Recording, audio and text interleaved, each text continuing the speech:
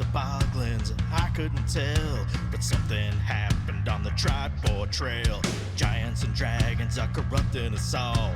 If we don't get help, we will all go to hell.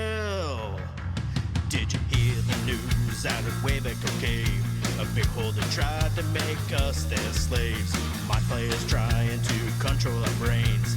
I just woke up and the village was razed. We need the Stronghold to protect us for the night. We need the Stronghold to help us with this fight. We need the Stronghold. We need the Stronghold to go searching through the game. We need the Stronghold. We need the Stronghold. It's been a week since we saw day. A mighty group of adventurers.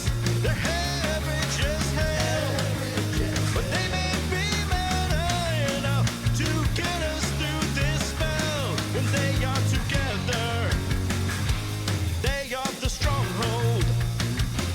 We are the Stronghold. We are the Stronghold. We're here to show you the way.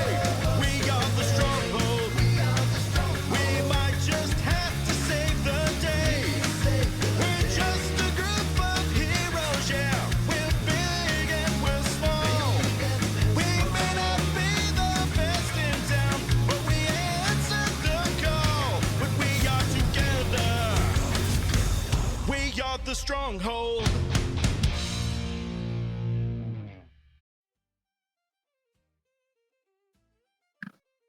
Right.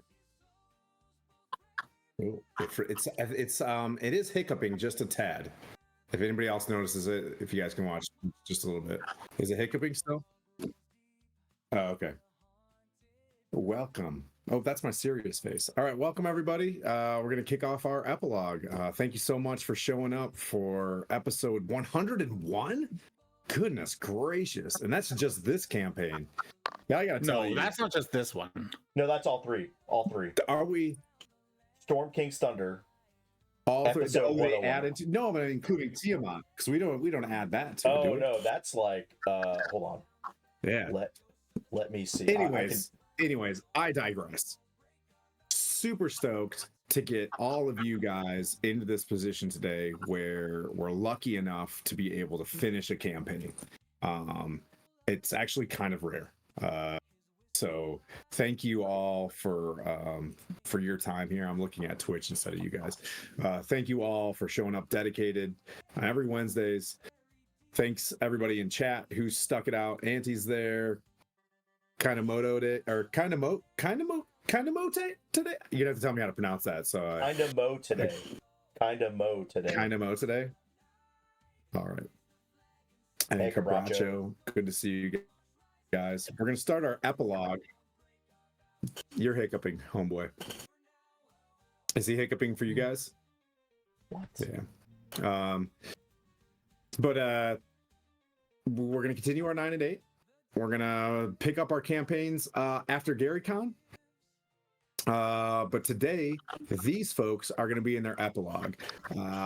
You try to do an epilogue after a really long fight, but everybody's just emotionally exhausted. And it's really tough to be like, all right, well, let's unpack some treasure, while everybody's like, oh my gosh, I've just, you know what I mean, survived almost character death several times. In the last session, this party took an arc where in Storm King's Thunder, in chapter 10 or 11 or whatever, there is a kraken called Slarkrathepilogue. And if you read the book from end to end, there are subtle nods to the cult of the Kraken. I think they're called the Kraken cult or whatever. They're all named Phil, and they Jeremy gets me. I wanted to take this arc down a little bit farther path. I wanted to, because we had 3 parties, I wanted them to face Slarkrathepilogue. I thought that was going to be a really cool finishing boss to fight a CR, I think 25 Kraken, CR 25, which is Tiamat's what, 26 or something. So you basically at level 12 straight up punched Slarkrathel in the face, because I not only threw Slarkrathel at you, I threw a dragon turtle at you and some various marrows and stuff, which also is a kind of a nod to how broken 5.5 player characters are. Just, we can go with that. 2024 I'm super psyched about, because it, like, for a paladin, he can only, like, or he or she can only smite like once per round, which is tight. Yeah, I don't know if it's choppy or if we need to reboot or something. I'm not seeing the wheel. Anybody in the stream, let me know if we need to reboot or something like that. I'm watching. It looks good. Okay, cool beans. I don't think the stream's choppy. Yeah, I think you're good. Okay. Hey, don't worry about it, Skylar. It'll come up and it'll come down. We'll be good to go. So this party, left the Maelstrom. Their arc was in the Eye of the Allfather. Their arc, which is in about chapter 7 or 8 of Storm King's Thunder, is where things spliced off. We had everybody have this cool scene where everybody goes to the Eye of the Allfather. If we go back in time, every single party was there at the same time. They were in different places. So Pete and I can do a drunken duck and tell you guys how one party was on one end of the building and one party was on the other. A couple people went in straight to the room and like teleported straight out, Sabathor, and could have mixed matched some of the party or whatever, but you guys did a fantastic job for the DMs. There, when they went to the Eye of the Allfather, they were given some various, like, hey, if you do this for the Ordning, if you do this for Amon, we'll give you whatever. Your Ordning goal was defend the throne, and it was kind of confusing at first, but you eventually kind of sorted out the fact that, oh shoot, it's actually the Wormskull throne and what happened to Princess Sarissa there, which you guys knew that Slarkrathepilogue snatched a rod that controls the Wormskull throne. And hey, Classic Sam, welcome in. Snatched this rod and dipped out from Maelstrom during an attack. The other side of this, which played into the rest of the campaign, is why the Wormskull throne. The Wormskull throne is built on five blue dragon heads, and Lenithon hates storm giants. Lenithon's big lightning energy. Storm giants and Lenithon are not chill with each other, so it made for a really fun arc. I probably played more Dungeons and Dragons in my head than you guys did at the table to kind of make these things happen. But that being said, we're gonna keep this open and loosey-goosey as we play this, because for all intents and purposes, the war is over for you guys. So you guys ready for me to do this? Do you guys want to go around and say, let's do the intros? I know Sabathor / Charm, you're a little bit sick and your voice hurts, so I'll start with you and you can whisper it and I can pick it up. Go for it, buddy.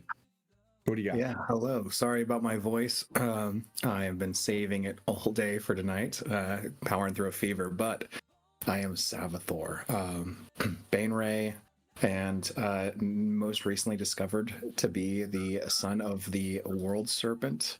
And that was quite a shock, known in this world as the Mokoth Serpentis in Faerun. I came prepared with notes.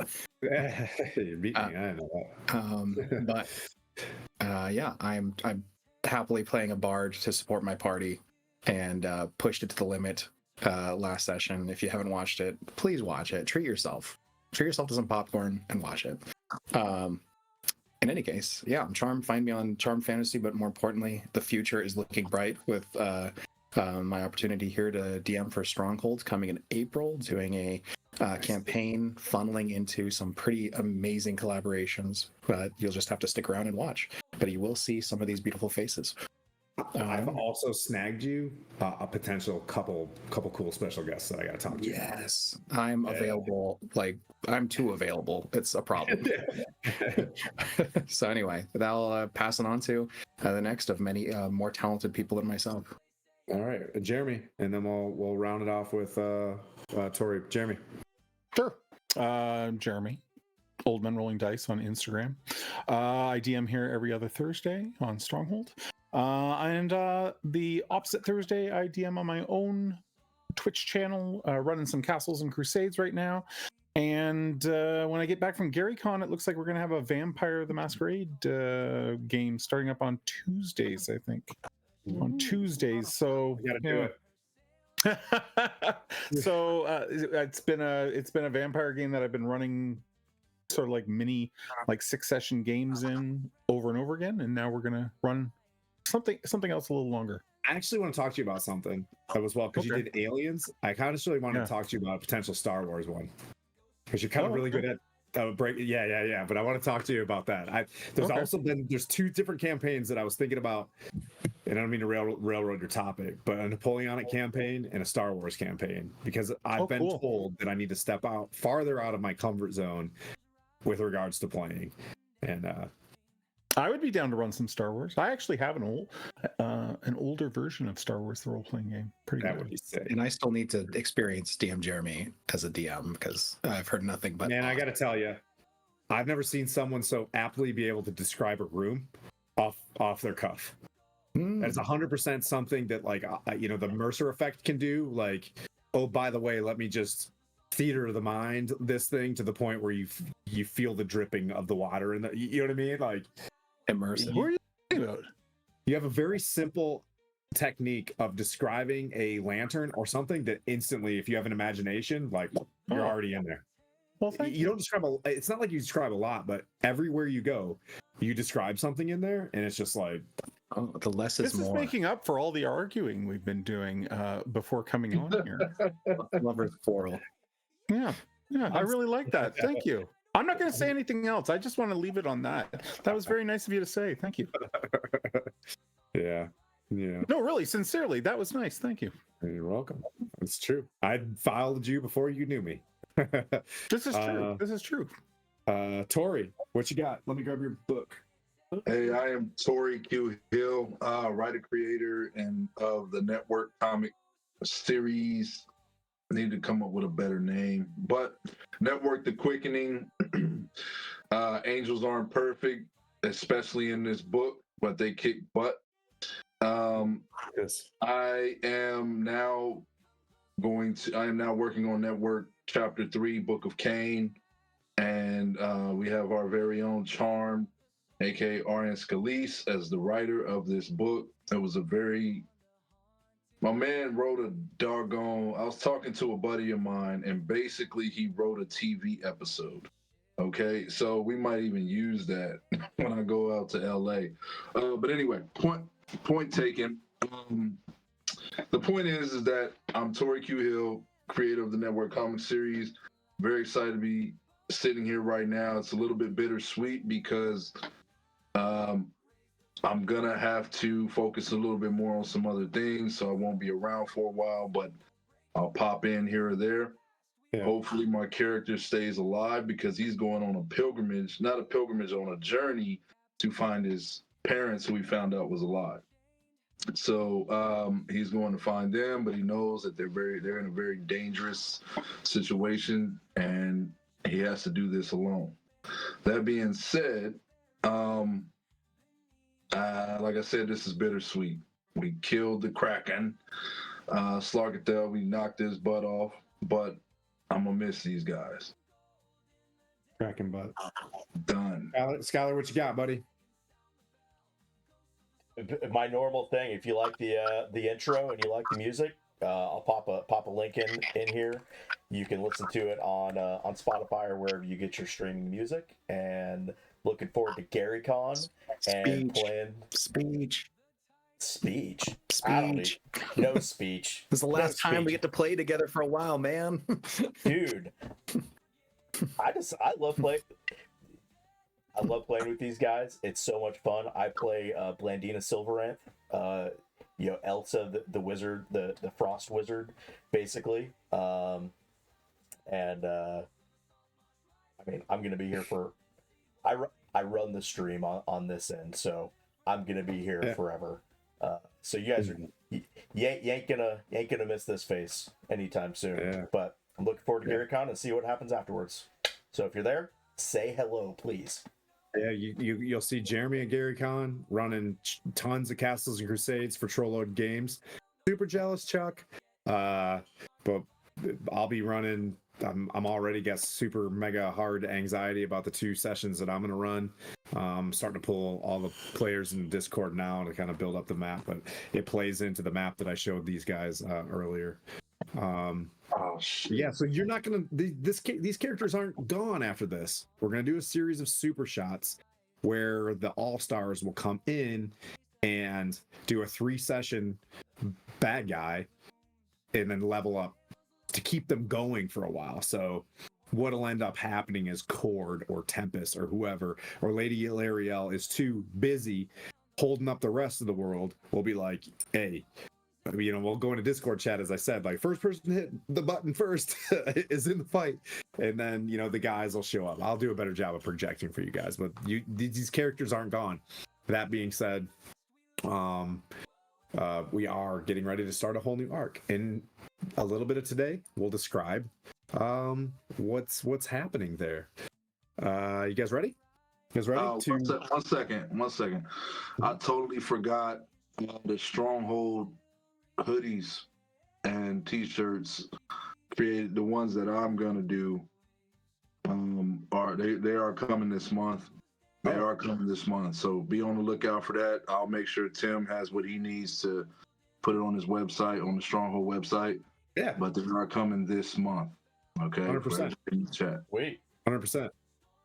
We'll stick that everywhere we can, figuratively and literally. I'll be wearing it for damn sure. I ordered the Sir Timothy shirt to for my day 2 for my Friday / Jason Charles Miller outfit. I'm going there. I'm wearing a cowboy hat. I got a fake beard, my Sir Tim thing, and I'm going as Jason Charles Miller to the Jason Charles Miller show. J. Scott dared me. I don't know if he's watching this or whatever, but I'm gonna go as Jason Charles Miller to see. that's hilarious. Hey, let's start with this. We can keep conversation just like this throughout these things. So the epilogue is just imagine all of us sitting around eating Doritos and talking about. So this is the Dungeons and Dragons that I played when I was younger. In the 80s, it was standing around a bunch of books and basically just fantasizing about like where my character's going, and you rolled in and out of things and you fought some battles and stuff like that. But overall, you could skip 2 or 3 months. You could skip a few years, you know what I mean, if you wanted to. So we're gonna open up that valve. All right, you guys ready? Yep. I did some hasty writing today after just getting absolutely crushed at work. All right. An immense, powerful quiet overcomes you. The pressure changes in your ears and on your body as the water flows into the ground that you stand on. Light objects flow and slosh around you like a tsunami just ended. The sound of water falling from above you, hundreds and hundreds of feet, looking like little waterfalls at this point, slushing down and being sucked into these small pools that you potentially came in on. Your eyes focus in on beams of angelic radiant light forming columns from where the bits of the ceiling were. Once a Kraken lair where you stand, the light is powerful as you squint, and the cardinal point of light closes in on your eyes and begins to sting a little bit. Your eyes focus in a little bit below you with glittering, flashing, white, gold, silver, reds, and blues as you look upon a glorious, terrible horde. The colossal corpse of a kraken rolled to one side with a listless eye with an axe like sliced straight through it, just kind of floating off to the side. Savathor, your memory of Yorgmander returning to the celestial boundary of the plains, shifting to the form of Queen Sasani. She walked to you gracefully. She grabbed your chin and rested her forehead against yours in a kiss that only you remember.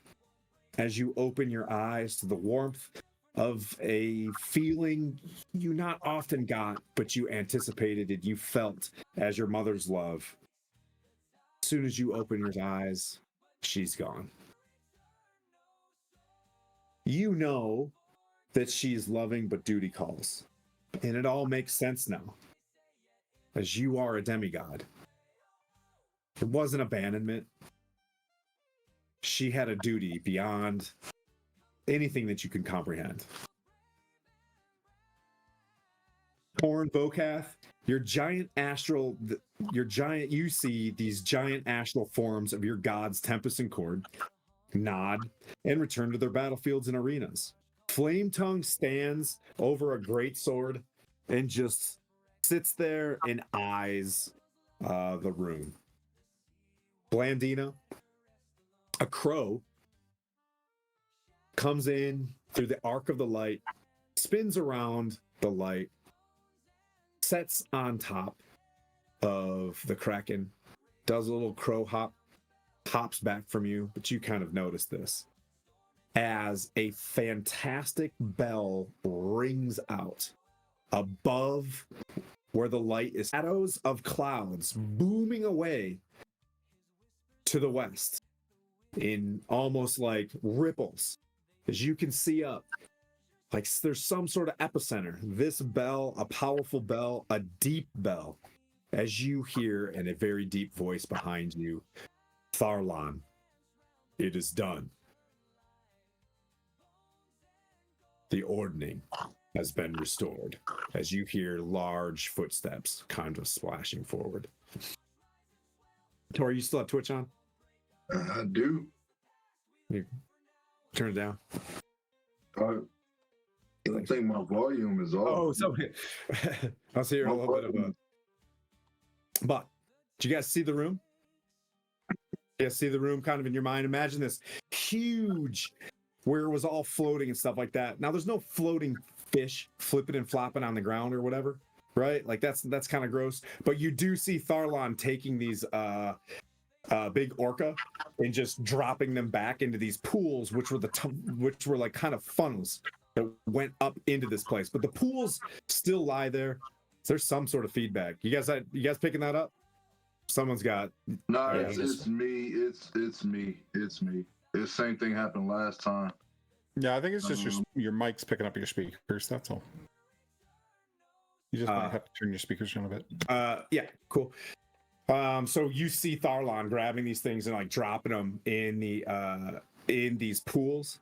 And they're doing that orca thing where the little tongue's sticking out, and there might be a flopping abolithic fish or whatever, you know what I mean? And he kind of throws it into the orca's mouth. But you guys are all there. The loot is there. The thing that's different is the entities that give you reassurance that they were with you, you were a part of the entire arc of saving Faerun, they're no longer present. But the cool thing about Faith is you got to actually see one of these folks. No one else got to see you see one of these folks. You know what I mean? But you guys did. So you're a champion, you're a chosen, whatever goes through your mind to make Dungeons and Dragons amazing, right? But it's over. For the first time in a long time, the ringing, the clashing of steel, you're getting a sense, other than a giant dragon turtle that is not going in your direction. You see one last little, big Tortuga back, splash into the water and just disappear. But the room is sealed. The ground itself, where the crack from the abyss occurred, is ground. It does have a fissure, but you can see it's sealed. It is sealed. And the Kraken lays there, fleshy Kraken. So I'll kind of go around the room or just open it up to, for loot, for anybody that wants to loot. If you selected your weapon that you want, you can describe that when you loot, and then we'll go around to the CR25 loot table. It's my favorite thing in the world. We'll pick someone roll that. We'll start deciding who rolls D100s, and we'll go down to see how much cash money we got in here. It's my favorite part of just like, I hate being tables based, but if you get what are they? The goggles of night. We'll hook you up with something a little bit better. You know what I mean? Like yay! I got another sending stone. Like no, we'll get to something better.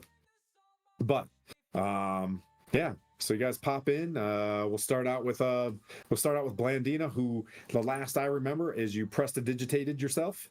Prestidiged. You cleaned yourself up, or did you decide to stay fishy muck? I stayed fishy. Well, not fishy muck, but wet. Just I'm going with the wet look right now. Going with the wet look for the moment. Like what is it? Salt, just like beach hair. We'll go with beach hair Elsa. Beach hair blend. Beach I got you a little bit blown out from the sun. Yeah. Beach hair Blandina. We'll go with that. She's now more comfortable with looking a little bit there you go, worn from battle. She's moist. I'm looking moist. Moist. That's a word. Okay. Give me a thumbs up or a thumbs down if you can speak or not. Sabathor. Okay. Yeah, so we'll keep going around the room here. So Sabathor, once again, you just saw, you get a strong sense that they're, your mother, in some sort of way, you're not sure, as by, with, or through some sort of thing, is now the essence of Jorgmunder. That's for your character to maybe uncover later on, but you are fairly certain that it all makes sense to you as to why the closeness, there's been a distance there between the two of you, but you are getting this, you now kind of understand a little bit more of like, oh, that makes perfect sense as to why, you know what I mean? Like, I started receiving powers at weird ages based on things, but there you are. What would you like to do? What are we taking this moment to describe specifically, so I don't talk too much? The battle just finished, right? Your feet are sitting in about 2 inches of, dark lake saltwaterish stuff. It's getting a little brackish and cool. The light's coming through. The battle has ended. Vokath had just did a massive 3% chance divine intervention that saved everybody's butt. You just went from being dead as a sperm whale. You were sperm whaling it, and now you're back out with Das Loot around your waist. Anything. What would be the first thing that you do? Honestly, the first thing Sabathor would do beyond, recovering from the realization of his revealed parentage would be to celebrate with his comrades and make sure everyone is strong, steadied, and also get their reactions, almost like do that kind of thing where you realize everyone was in the room when you got to learn a bit more about yourself and see how they feel about this monumentous, life-altering realization, because I almost feel like I almost need their take on it, not to say their take, their logical input, but almost like their assurance in a way. This is a good pass. You're taking in everybody's initial reaction. Torn, what is your initial reaction? I'd say you're nose distance from a kraken with a sick scar going through its, one of its eyes that you just implanted. You can also see this gaping wound on this creature that you were trying to crawl in. If you remember, you were smashing with the axe. You're going to crawl inside this thing, and there's about a Torn King sized hole right in this thing's eye. It's pretty gory. And you, as you see these things, its other eye looking listless. Oh wait, I think eye gore is something that's super bad to do in Dungeons and Dragons. Sorry for anybody that doesn't like that. Just delete that. Some people are like, I hate eye gore. But anyways, that happened. The other eye, kind of listless, you look over and you see Sabathor looking at you. What does Sabathor see? Oh, I'm this is right after the battle, correct?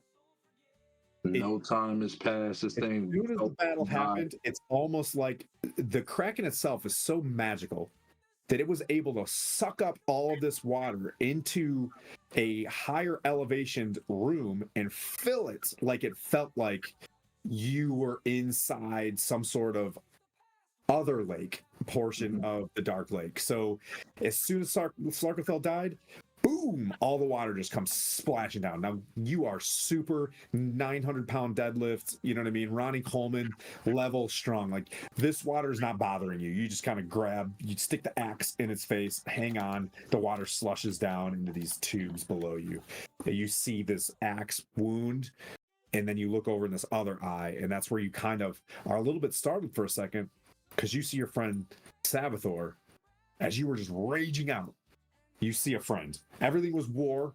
Now you see, like the human side of things. You know what I'm saying? I got you. So he sees me standing there. I ain't got no shirt on, covered in ink and whatever Kraken blood looks like. And I just look over at him, smile, and give him a thumbs up. Basically, with a just like, hey man, I got him. How you know? Yeah, but I don't say anything. I just kind of stand there and looking at this thing dead that we shouldn't have been able to kill. So I'm kind of like in shock a little bit, you know. Yeah. Yeah, kind of like in shock a little bit. Look over at Sabathor, give him the thumbs up. I check for Blandina and Vocab. I'm looking around a little bit, and I see them. Correct. You do, yeah. So if you want to, you see Sabathor, you turn around, you see a dryish Blandina that, but very has been sitting out in the you know what I mean, on a Jamaican beach all day long. You know what I mean here, and then Vokath, off to the side as well. I think Vokath said that he took a knee or something at the very end of it, kind of praying, or you see his figure. He'll go into what he's doing, but you see their bodies there, and then you see Tharlon, the storm giant. You know, there's a and he's talking to Flame Tongue, a literal angel off to the side. Does the Kraken have teeth? No. Oh yeah, It's got one of these things. I want that. It's got a beak. I want that. All right. Yeah. You can make a boat It's out of that about beak. the size of Yeah. a Volvo. Huh? Its beak is about the size of a smaller car. Ah. You know what I mean? Like, don't let Yeah. that stop you, man. Don't let it Never stop mind. you. Never mind. Damn. I'm looking for something I can take to remind me of this battle. yeah. Well, a part of the creature. A part of the creature. There's spikes. So its claws and stuff, there are spikes. Yeah, everywhere. I get one of those. Yeah. That'll make a Cut me good down. dagger. You should take Cuppy You down. know, bandolier roll me- of Kraken spikes. Here's something that I'm gonna do. Here's something. This is straight out of the Book of Charm. You're looking for something right now, and you see a dark teal egg. Nice. What? Do I know what it is? I mean, it was directly under. You don't, but Tori knows it's a Kraken egg. But Torn King probably Right. doesn't know. Right. I'm with you. Do me a favor. You're going to take this regardless because it looks cool. You understand nature. This is a mother's egg. Roll me a perception check. I ain't trying to start a whole nother. What's the name, man? Because that'll be dope to raise a Kraken. You said perception? We ain't raising no Kraken. You're raising a Kraken. That'll be a cool. Sabathor will happily help you with anything water oriented. Yo, D&D Beyond's dice landed on like a side with no numbers on it, but it says 19 and it D&D says Beyond. 1. Roll Say again. 1? Oh, please be a 1. It was 19 and then a 1, or it was 19 and 1, but the D&D Beyond gave me 0 number. No, Y'all see that? the log shows it as a 19 plus Okay. 6, 25. You the man. 5. Yeah. You are fully convinced that this is a Kraken egg, but not only do you know that this is a Kraken egg, you know that you could be the first to train this thing. That Man. you know, and I'm not trying to put this arc on you, that you could someone could properly manipulate this thing to not be evil. You know what I mean? Yeah. Like, or if Well, the Torn baby gets didn't pissed do off, nothing. you could to use this for nobody. evil. The baby didn't do nothing to nobody, man. You Yep. know, it was- And so it's a Kraken. It's an egg. You see this thing, and regardless of it being a hard casing, you do see like a swirling Yorgmander serpent kind of just chilling in it. You don't know if it's 100 years when this thing is going to Kraken aren't evil. They're misunderstood. Raz, my friend. We could break it open and eat it. No. no, man. There's no player. You There's no can player. do on that player if you battles. want to, but you to be. I'm just getting creative in my head. What kind of I'm power thinking- can we get from eating a baby kraken? I have a salmonella Stem Kraken. cells. Kraken Manila. I have a love for nature. That's what I've been playing this entire time. I wouldn't. My character. Torn, it's a kraken. It's not. There's nothing natural about it. My Vokath- character wouldn't let you do Vokath, that. you are now in this. You see him take this egg. Now you guys are having this conversation. Like, yeah. And Vokath On the wants to ground, I eat. hit it with the hammer, and No, then you we don't. dine. I I turn- step up because I have to respond to him saying something's nature defines it. Because I am half Yuan-Ti and half Drow, and I step in and say, that is not the way that I think we can approach a new beginning. And I trust Torn not just as a friend and leader, but he could easily fall into the role of a father for a being that would need strength and gentility. And I know Torn is capable of that. This is a kraken. We're not talking about a baby that can throw like a tantrum. Vokath is right. He might be able to make an amazing omelet out of this. Thank you. So if that's the case, man, I gotta play my character accordingly. Okay, so We chop it up into Jeremy? quarters. DM Jeremy, I love you very much, man. You have no idea, right? But Torn says, you touch him, you die. We just went through all this together. I've already died. I'm not afraid of that anymore. You are now my brother. You have brought me back to life, but you have to think this baby has done nothing. This baby has done nothing. And I won't let anyone harm any innocent around me. And then I hold the egg and walk away, giving Vokath my back. So if he wants to strike, he can strike, but I give him my back, showing him that I'm not a threat, but I'm not gonna let you do this. And I walk away with Very, how very big is this barbarian of egg? you. You got very motherly of the egg. You know what I mean? Like, Yeah. that's fantastic.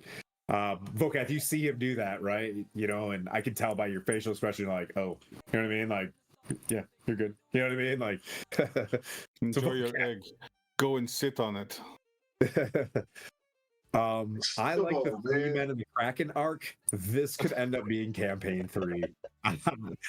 Dude, don't dare me. Like, you say Manchester, I have to get punched in the face if I don't do it. But 3 Men in a Kraken, I think is very. Although Blandina is a lady, so.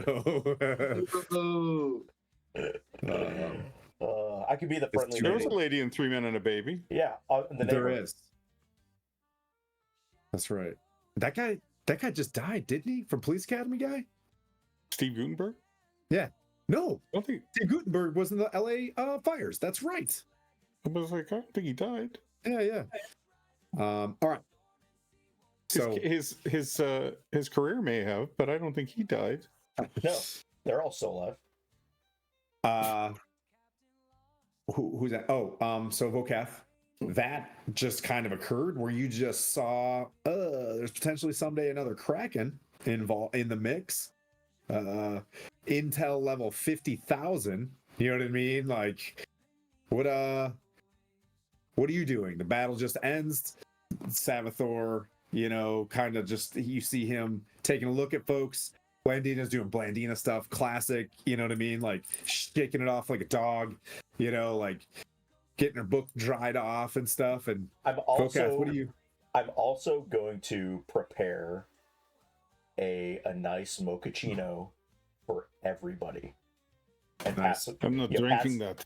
Pass out Stanley mugs or Bradley mugs to everybody. Bradley, yeah, it's branded. Vokath. I think Vokath has said some prayers following the battle. Now he's like obviously going to have to include Torn in his prayers because that baby ain't gonna. That dog don't hunt. Anyway, not that I'm gonna pray on you. I'm gonna pray the Kraken out of you. That's what I'm gonna do. Yeah, maybe taking it all in. I kind of feel a bit badass. So, not that we have socials, but I would totally be like posed for socials if you're gonna take some like selfies. I feel like we've got to sort of put our hand in the concrete of the Forgotten Realms a bit here. Like we've sort of made you have a guy that does that. You have a literal bard that is the social media, you know what I mean, platform of Faerun. So we're the Knights of the Maelstrom. We kill Krakens and eat their babies. And I'm here for it. I'm just soaking this all in. I'm like rolling my eyes at Torn and his new baby. I'm like rolling my eyes at Blandina and making herself all beautiful and handing out those horrible coffees she drinks. And Savathor's checking on everybody. I'm pleased by that. But you know what? I say all those things with a bit of like ribbing, but I don't think there's anywhere else Vokath would want to be. Like he's maybe a little content right now. We did what we said we were going to do. We did, and they stopped their bitching and whining, and they got it done. And I'm very pleased with that. I knew they had it in them. But he's also not going to make a big deal out of it. That's just not him. So he's just like soaking this in and going like, "That's right." Just another battle. Well, I mean, I think he knows it's more than just another battle. That's what I mean by sort of like we've put our hands in the proverbial Forgotten Realms concrete and left our mark. And I think what I'm saying is, inside, it's a monumentous thing, but outwardly to us, you're not even bothered. It's like we don't see that. I just call on gods and they answer my calls. That's how that's how I roll. That's what I see. Apparently. Well, I'm a little unsure what to do now. Like, what do we do now? We've had such purpose for the last little while. I don't even know. You run a Curse of Strahd game. Nope, never mind. My bad. Apparently, I'm running Curse of Star Wars. So I don't know. Who is this Strahd? I still gotta watch those movies, but never mind. I digress. I'm gonna if as long as everybody seems okay, I'll politely take one of those coffees. I probably won't drink it, but I'll start like sifting through treasure. I feel like it's time to find something to sort of mark the fact that like I just was part of bringing down this huge monster, and she owes me. Yeah. So I'll walk up to you. I'll walk up to you and hand you a mug, and I'll go, "What do you think's in this pile?" Voka. What are you doing? Are you trying to give me a nickname or something? Yeah, we all have nicknames, right? You are the princess. There it is. You're the dude. Is there more treasure in your tower, princess at home? In my tower? I don't have a tower yet. Well, yes, you're a princess. Your family must be rich. Oh, that. Yeah, it's all right. Have you seen this much? No. How do we carry it all? Well, I have this new spell called teleport that we could just boop it all out of here. Because you guys just hit 13, right? Yeah, Yeah. You can boop this? I could boop. We could just boop back and forth to this thing and carry all of it out if we want to. But we couldn't boop into it? We could boop. You in made and out us of it. ride the whales all the way here? No. I just learned this spell. Oh. Magically. It's like I get as soon as this Kraken died, I just magically learned this new spell. It showed up in We're my cool. book. Like, oh, wish we would have had this a couple levels ago.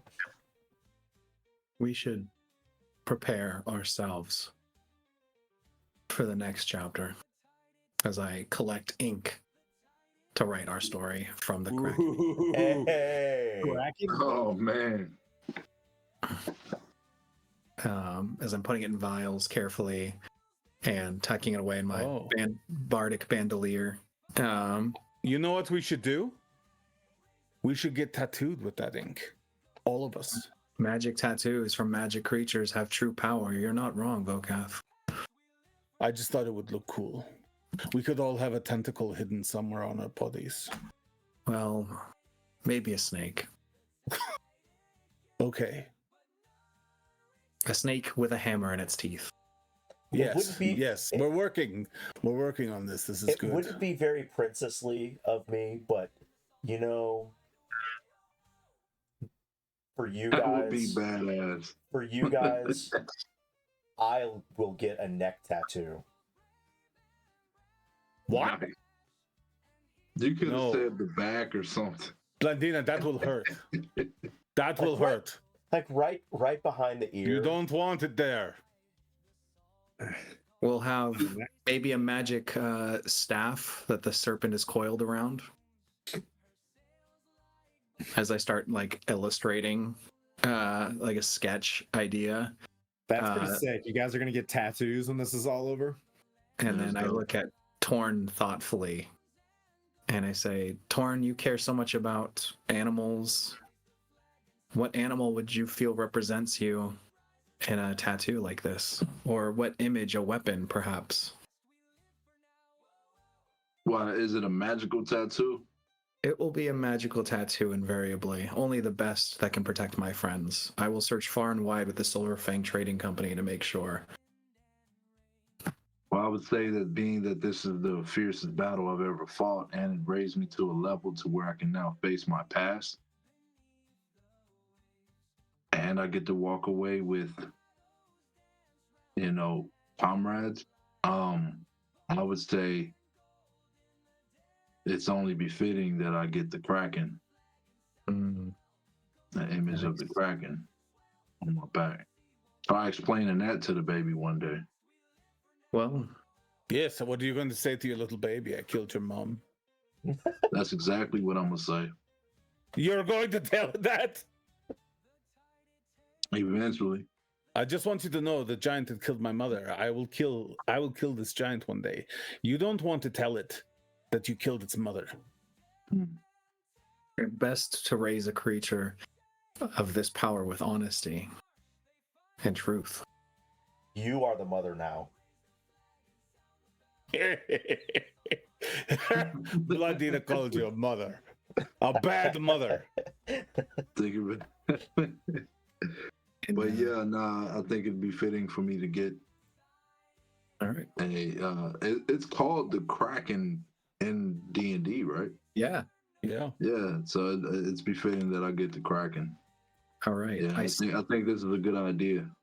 I sketch and show the guys like a world serpent looking snake entwined around the black staff, a tentacle counter entwining in the opposite direction to create like this cool symmetry, and in the fangs of the world serpent is a Vokath style hammer, and go something like this. Can you put it on my lower back? Oh, a professional will. I need a tramp stamp. That's what I need. Torn takes This is what I need. I need So, my okay, so it's hammer going on directly above my crack. The Kraken A will go kraken? in your Okay, Oh so my are we God. saying that Oh yes. Avatar knows how to give tattoos? What? Are we saying that you know how to give tattoos? I would love to be able to say that, but I okay, absolutely. Well, let's keep 'Cause- playing Dungeons and Dragons because you guys can always leave. You can go to the Yawning Portal or the Drunken Duck, and there's some tattoo artists. You know what I mean? Like around. Unless I'd be honored to do a performance check for this. wow, that'd be no. You have to do a performance check on each one of them. Yeah. Because one of them could have like just a totally derpy. nah, man. Let's start with Vocath. To do a We're doing it right here in the cave. But I drop trow. I drop trow. Oh, Yeah. I'm I not need it right on the right on the top of the crack. I see why that not? the hammer is an ironic piece. I Hey, understand hey. now. I'm a grower. All right. With that said, let me check my character sheet here. We're gonna roll Oh, man. 4 times, so there's a potential that there's a bad roll somewhere. You know what I mean? Like, I want the Um, derp. I want the derp. Okay. All right. Starting with Vocath. Should I flex while you do it?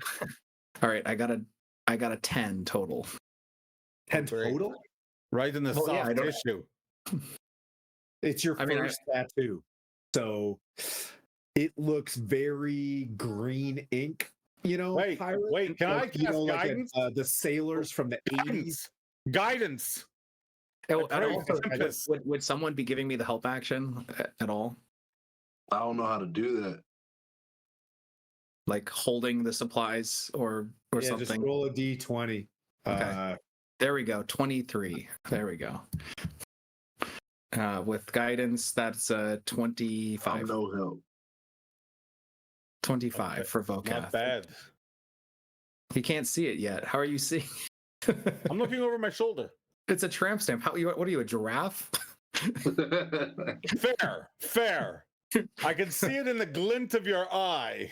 Oh God! It's a Stop good looking at tattoo. my It eyes looks while I almost tattoo your exactly butt. like what. No, that's you have to maintain eye contact while you put the tramp stamp on me. That's the It's a really good tattoo. Blandina, where do you want your tattoo? On the neck? Actually, do you it. know what? Don't do what, Vocath? don't do Oh. it on your neck. Behind How your ear about- would be tasteful. How about I get a tentacle that wraps around my back, around my torso and my back, that starts at my Well, arm? Yeah, I Yeah, mean, it like wasn't like it's me. we're all getting the same tattoo, right? It's the same tattoo. You don't get to pick something. It's Oh. the hammer sickle wand tattoo, you know? Hammer, You're getting snake, my wand, hammer wand, tattooed tentacle. on you. That's what's happening here. Hammer sickle wand. Hammer sickle wand. Hammer, snake, wand, tentacle. Kraken. Oh, that. But okay. it looks Yeah. awesome. So in right your behind mind right a now, small, this looks a small terrible. version, But the way Stavathor does it, it's amazing. It's right it's, behind my ear, and right behind my ear, right there. Okay. Oh, this is going to hurt. Do I have guidance? From Yes, Vocath? yes. Okay. And All right. Vocast's like looking over your shoulder the whole time watching because I don't know what's on my butt. So So, Vocath, as you see this, there are 2 large ships there, and you see kegs that have been sealed for centuries. Like, like wooden, you know what I mean? Kegs or Oh. whatever that have just been sitting in there. So there's old ships that have been pulled down from the Kraken, and you do see some. well, now that I have my ink, I can go do that. All right. Yeah. 23 for Blandy. It looks, once again, flawless. Oh no. Hey, wait, who's going to tattoo you? I'll tattoo. I'll you. do it. I'll No, do it. Oh, I- please. You can tattoo yourselves. I can tattoo myself. I'm not letting anyone tattoo me, but me. Yeah, it's been a few hours. You guys are, you know what I mean, like, drinking, hanging out before the next tattoo to let your hands kind of heal a little bit. Because you guys realize, like, dude, there's a whole bunch of gold here, right? So Savathor, you're going to take a little break. First, I want you to roll a D100. Oh my God. Here This comes is- Goggles of Night. Goggles of Night. 51. A 51? Yes. It's a common longsword. Let's see.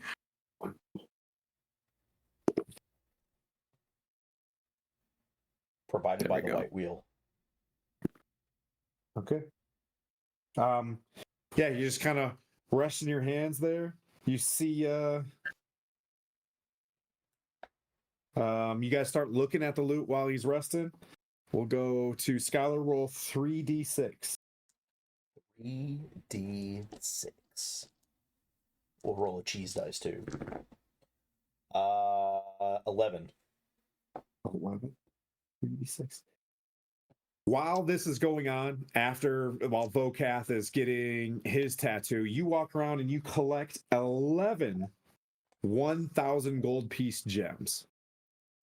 That's kind of what Blandina's into. You see these big red shinies, diamonds, emeralds, and stuff like that. And you have handpicked and grabbed all of the gems, and you kind of put them aside. Vokath rolls up a barrel, basically, while you guys were while you were getting your tattoo. The barrel, Vokath's basically just sitting on it, straddled like a horse with a spigot in the center. You just, and it's this stuff called grape mash, I think it's called, right?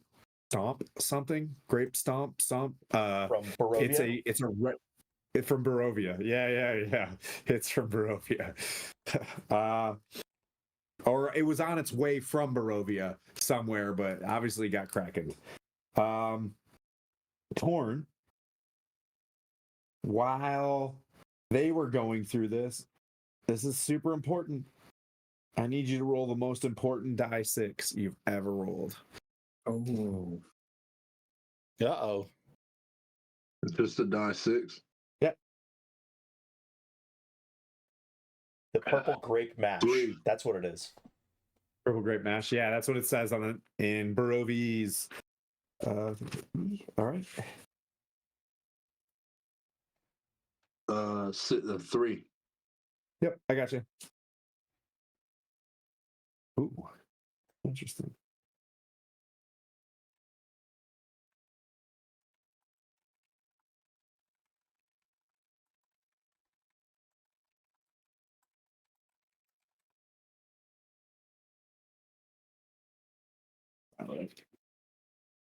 It's not right. Maybe it is. Maybe it is. Okay. Who hasn't rolled just yet? Yes. Am I rolling a D100 first? We're already down that. So what do I that roll? path. D6? You're gonna roll 12d6. 12d6. 12d6. And you want a total? Come on, it's total. Holy 12 You can crap. do that Here we go. on if you want. I am rolling it right now in the. Oh shit! 54. Nice. What? I should cast 50 fireballs. I'm just saying. 54,000 gold pieces in this area. You basically do a rough wag. Then everybody's getting tattoos, and you're basically just doing mental math. Roughly 54,000 gold pieces you guys found. Holy crap. Blandina, back to you. Yeah? Roll That's like 8d6. 12,000 each. Roll 8d6. 13,000 each.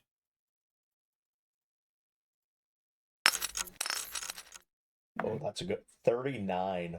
Holy shit. 39,000 platinum pieces. It's a CR25. This is a massive amount of loot.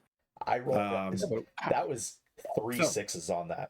God dang. How do we get it in? performance check on Torn King. Torn. All right.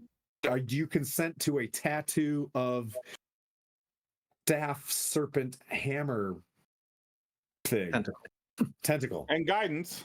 And guidance. And guidance. Do you want a tattoo? I'm on the edge about that, bro. I'm not feeling the tattoo. I'm on the edge about that. I just got tattooed. You need to. Bro. You kind of wild for a cleric, man. Oh my god. Kind of. Yeah, sure. Why not? You're kind of motherly for a barbarian. What are you using to do it? What tool? A stick. I'm using the Thai style of hammering it out. So like very like a Thai, like pounding it on a gentle sharpened needle with Kraken ink, the Kraken that you killed. Ooh, so what Maori style too. Yeah, very Maori style actually. That's actually better, like more gentle curves in that. Yeah, thank you, DM. So when you approach me, you see the egg. How big is this egg? Oh, Tim? Basketball? Yeah. It's about this, you know what I mean? Like it's big. It's about like a small boulder. Yeah. Yep. All right. Nice. So That you is see nice that, boulder. I like you that. see that wrapped in whatever cloth that I had with me. You see that wrapped, but it's sitting like in a small pool of water that may have collected. And every now and then I'll push water over it for whatever reason. But with the other hand, I have the needle thing. What'd you call it, Tim? That I got from the Kraken. Oh, the spike. Yeah. Oh yeah, one of their talons. Yeah, one of the. Yeah, I would say it's a spike or like a tooth. It's hard to explain. Science. I get what you said. Yeah, but you see me, I've broken off a small piece of it, and I'm sharpening it to a point, and I hand that to you, and I say, "Here, use this." So if I'm gonna get tattooed, I'm gonna get tattooed by the beast. Oh, dang. So I hand that to you to be used, but I don't know. Is that okay, Tim, or is that like this? See these parts that you've actually been snatched up by this thing several times. As a matter of fact, if I ever run into you guys, I'll make sure I pass off. No way.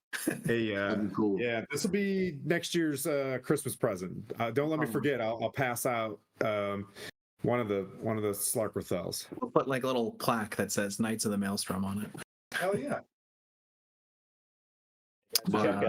Check out. So while I was making my dagger out of it, a piece kind of came off and it was like perfect size. So I sharpened it, put it in some kind of leather or maybe some rubber, something I found in one of my little purses or something. And I rolled it along the rocks until the end was super, super pointy.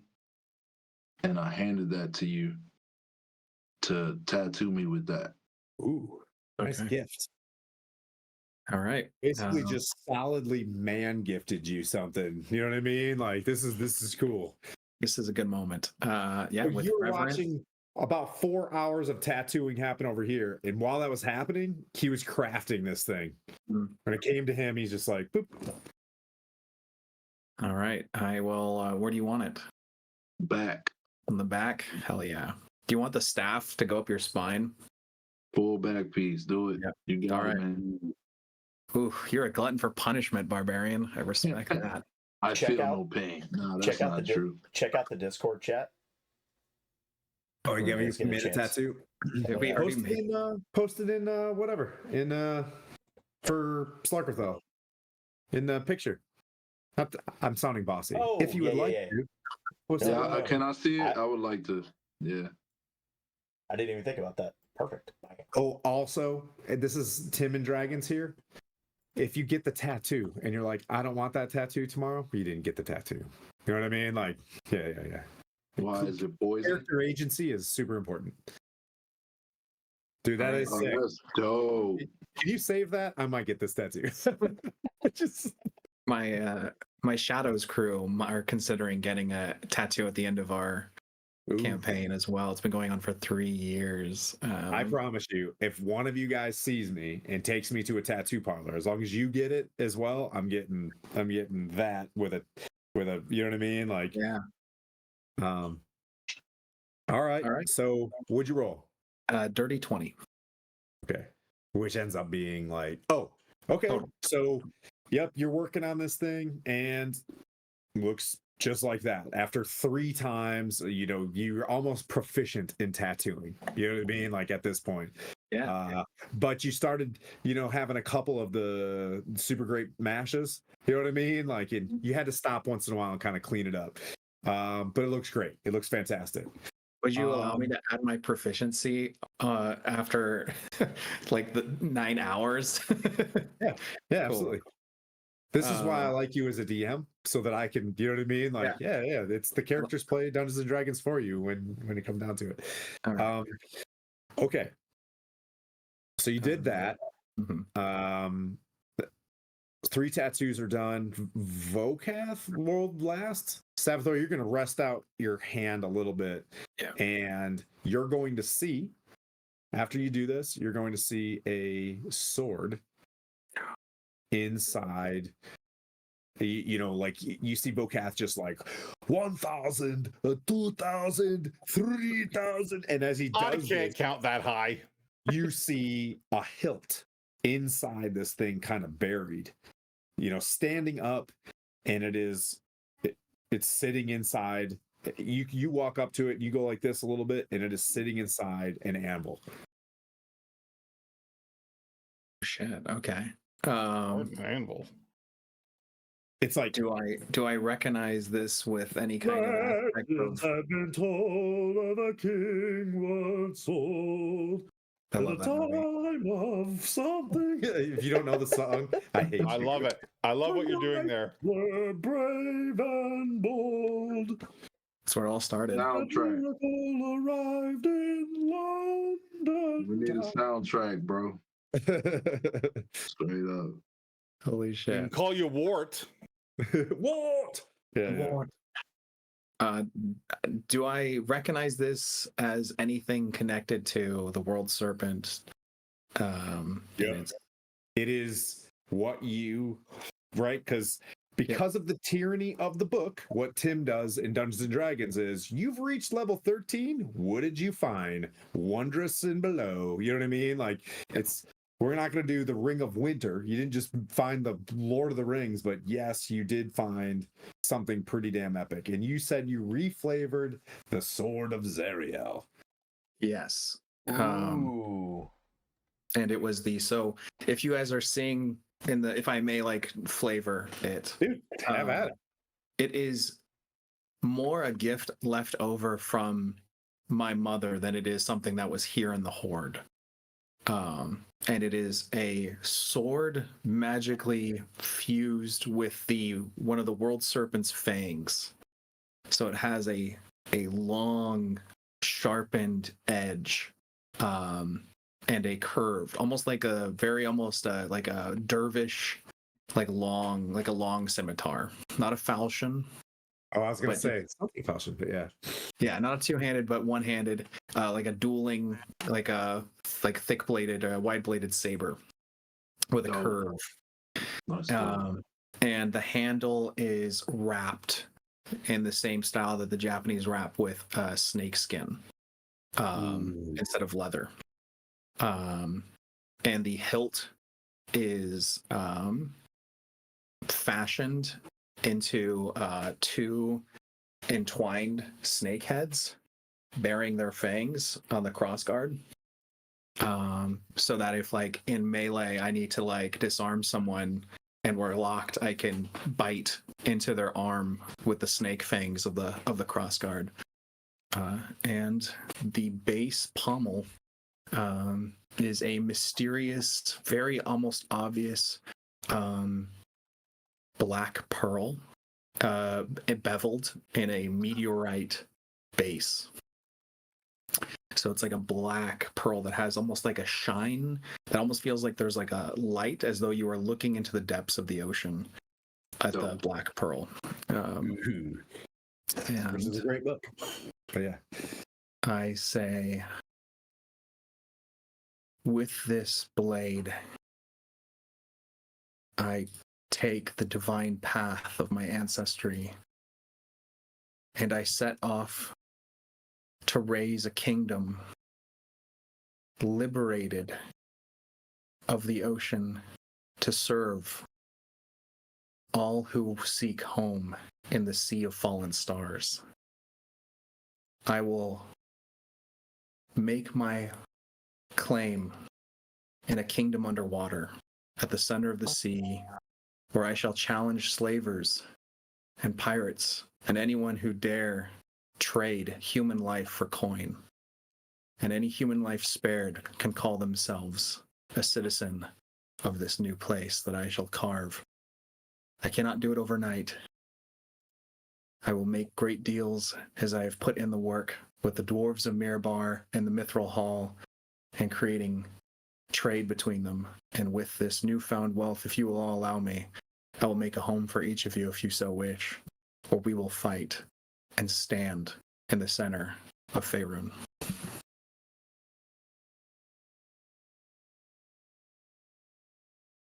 I'm about to cry, bro. And you grab this thing. Yep. And just momentarily, as you grab, its name is the Sword of Jorgmundir. Can I think of that? Can I sit on that name and think of the as name? you grab the sword, capital X, capital X, capital X, capital X. As you grab the sword, a flash.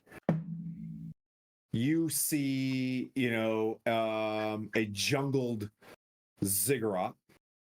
I'll get a different one or repaint that one. You see a ziggurat. Oh my gosh, it looks a lot like this because we're just going to keep it that color. Ivies all over it. A weird gaping maud mouth. An adventuring party hitting its shores, looking young or whatever. Flying the colors of your ship flash up into the sky, shifting as you see more ships on the water, side by side, attacking slaver ships, attacking pirates as a trade ship moves north to south. As you eye into the trade ship, you see a mother and daughter holding each other and looking on to the Savathor banner. You see a drow with a large cat with a diatrema feather, clean shaved, searching for countless treasure, looking around in jungle, trying to uncover the sword that he's been searching for centuries. You see a very a bolstered Baldur's Gate with trade coming in. You see trade coming into Waterdeep. You see trade going into, it's something farther south, near maybe it is but farther south. And you see Neverwinter is oddly just frozen, very low movement, trade not being able to make it there. You know what I mean? And you kind of flash out of this thing, but you get a glimpse of just a little bit of the future. You know what I mean? Like of what, your kind of terrain would look like. Okay. I stagger as I hold this blade to my face and see the visions and the reflections of the steel. And then when my eyes settle, I'm not just seeing who I will be, but who I've needed to be.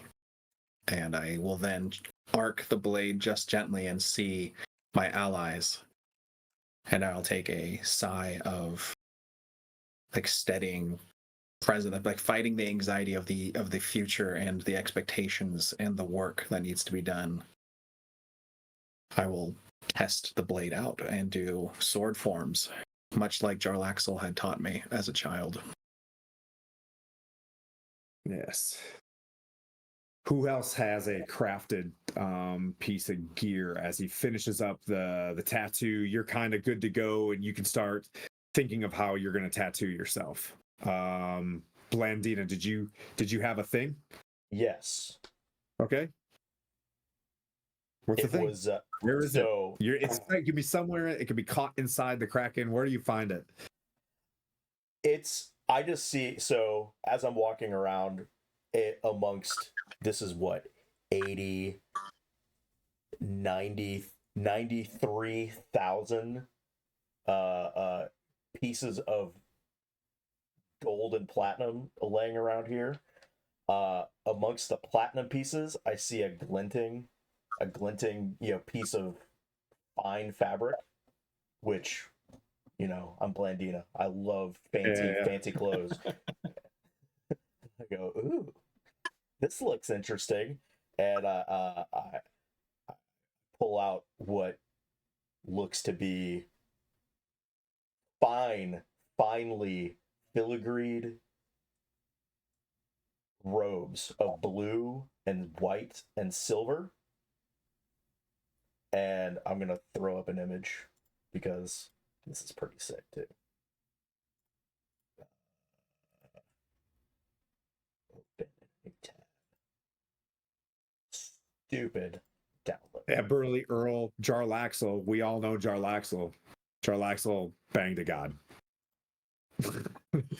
in true Jarlaxle fashion, and the hatchling is before us now.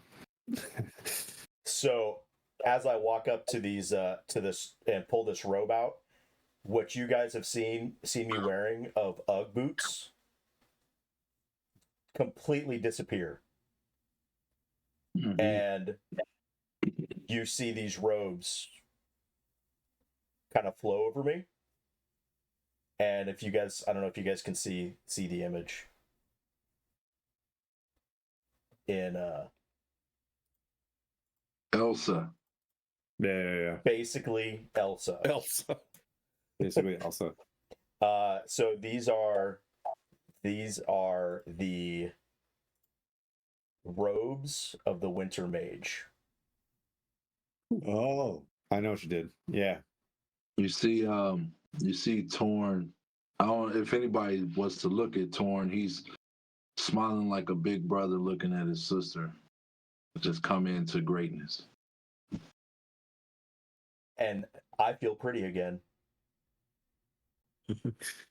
I feel pretty. Let's see. Jeremy slash Bokath. Did you design something? And Torn, did you design something? Because if not, don't worry about it. Okay. I got you, bro. Jeremy, did you design something? Not so much as yeah, I guess I can act like I'm gonna find a dead storm giant. Like the bones Okay. of a storm giant. Yeah. Lying in the lair somewhere in amongst maybe the treasure hoard. Yep, there it is. Yep. It was Thorlin's brother Ricky. He didn't do too well. Oh, poor Ricky. Yeah. It's always a Ricky. Or Ricky. Yeah. Anyway. No. Poor Ricky. Sad. And I find I find on this giant this like this sort of like sash wrapped around his waist. I take that off. Like what you wanted. Yeah. And it's got like, I feel like being a storm giant sash, it has like some sort of maybe lightning motif. Yeah. Stitched through the sash. Yep. And I wrap.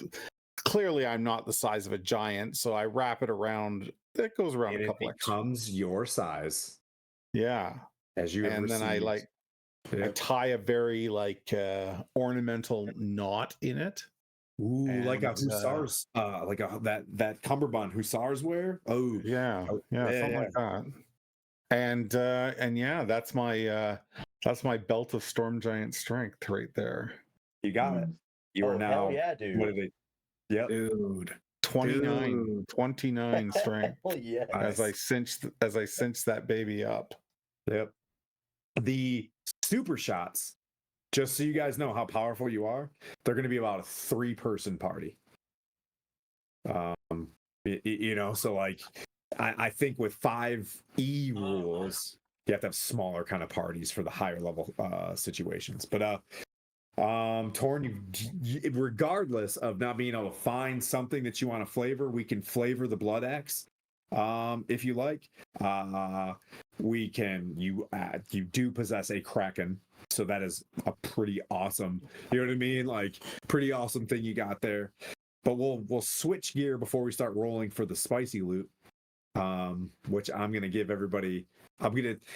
Regardless of that last die 6, I'll give everybody 1d100 roll on a table that I got over here. But Sabathor, roll your check on where you put your tattoo. Oh yes. Let's see. I want you to roll 1. I want it to just look so derpy. Do I have guidance or no? Oh, of course. Okay. How much of that keg have you drank over the past 4 hours? Foca, I have a fair bit in me.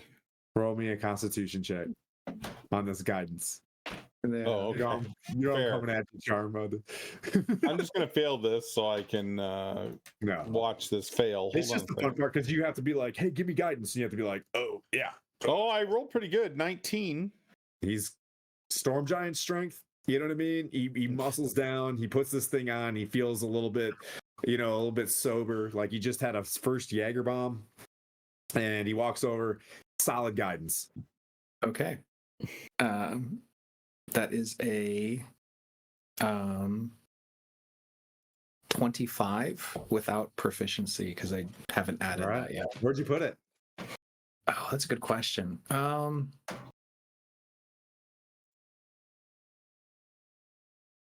As a person who's never had tattoos, I always I'm keenly aware of all my friends who are tatted up, and they'll tell me all kinds of cool stories about the experience. We already have someone who has it on their back, someone who has it on behind their ear, Vocath who has it on his tramp stamp. I guess this calls for maybe the hip all the way up to the chest. Nice. Yeah, That's like, pretty high. That's large. As you do this, and you all 4 have received this, you see almost individually that the snake itself does a bit of a coil. Roll a D100 Sabathor. All right, grabbing different dice because the last one was just a 51. Go for big. Go for big. 25. Your tattoo, while is now an artifact, while attuned to this artifact, you are immune to disease. Dope. Pretty tight for a pirate, by the way. If anybody's out there. And a Torn bard. King. Torn King, roll a 100. All right, immune to disease. Well, Is that from the tattoo? Yeah. Cool. Everybody go ahead and roll a D100 while we're... You still looking for a D... You're on D&D Beyond. There And it's running slow too. I think I need to update. D100, right? Yep. There you go. 20. Yeah. While attuned to this artifact, you gain... Find a proficiency. You gain a... I have to figure this one out. This is going to be difficult. I have to get back to you on this one. Unless... No. You want me to roll it again? Find a proficiency that you want to achieve. Because you were thinking about this thing throughout the whole... Like, you could be proficient in stealth. You could be proficient in history, religion, blah, blah, blah. One of those proficiencies, An extra. you can select proficient in it. Motherhood. No, I'm just playing. Fitting. Well, That's if you, awesome. You so a bad do have mother. survival, you can pick nature, survival. You know what I mean? Like one of those things that you're not proficient in, but we'll get to it at some point. Skylar. 89.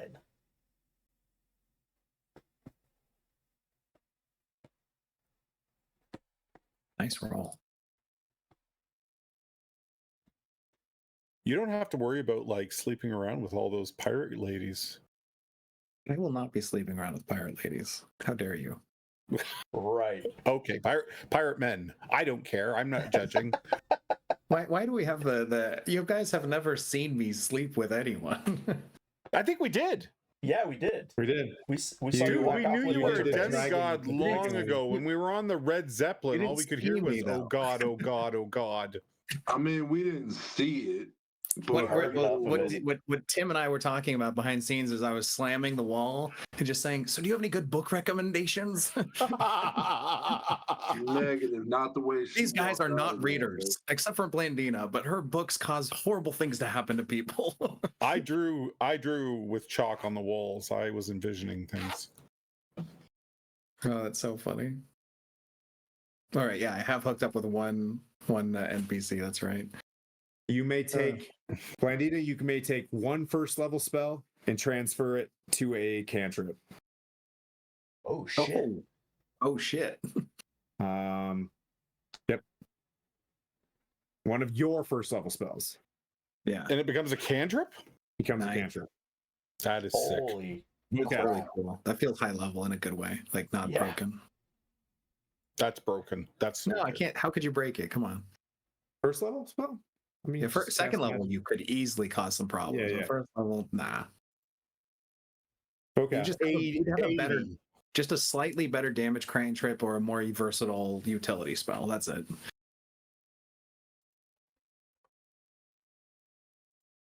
Like magic. Any one of missiles your can't- second level spells. Any one of your second level spells.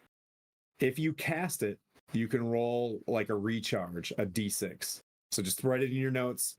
You could potentially, if you get a 1 through 5, you can recast it. Like it doesn't use the slot? It doesn't use a slot.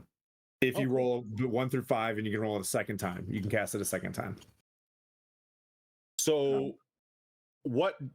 So if I roll a 6, I Well, can't cast it? you can keep blasting that second level spell of your choice, and until you break the recharge, basically on a roll of 1 to 5, you can't cast it again until the next dawn.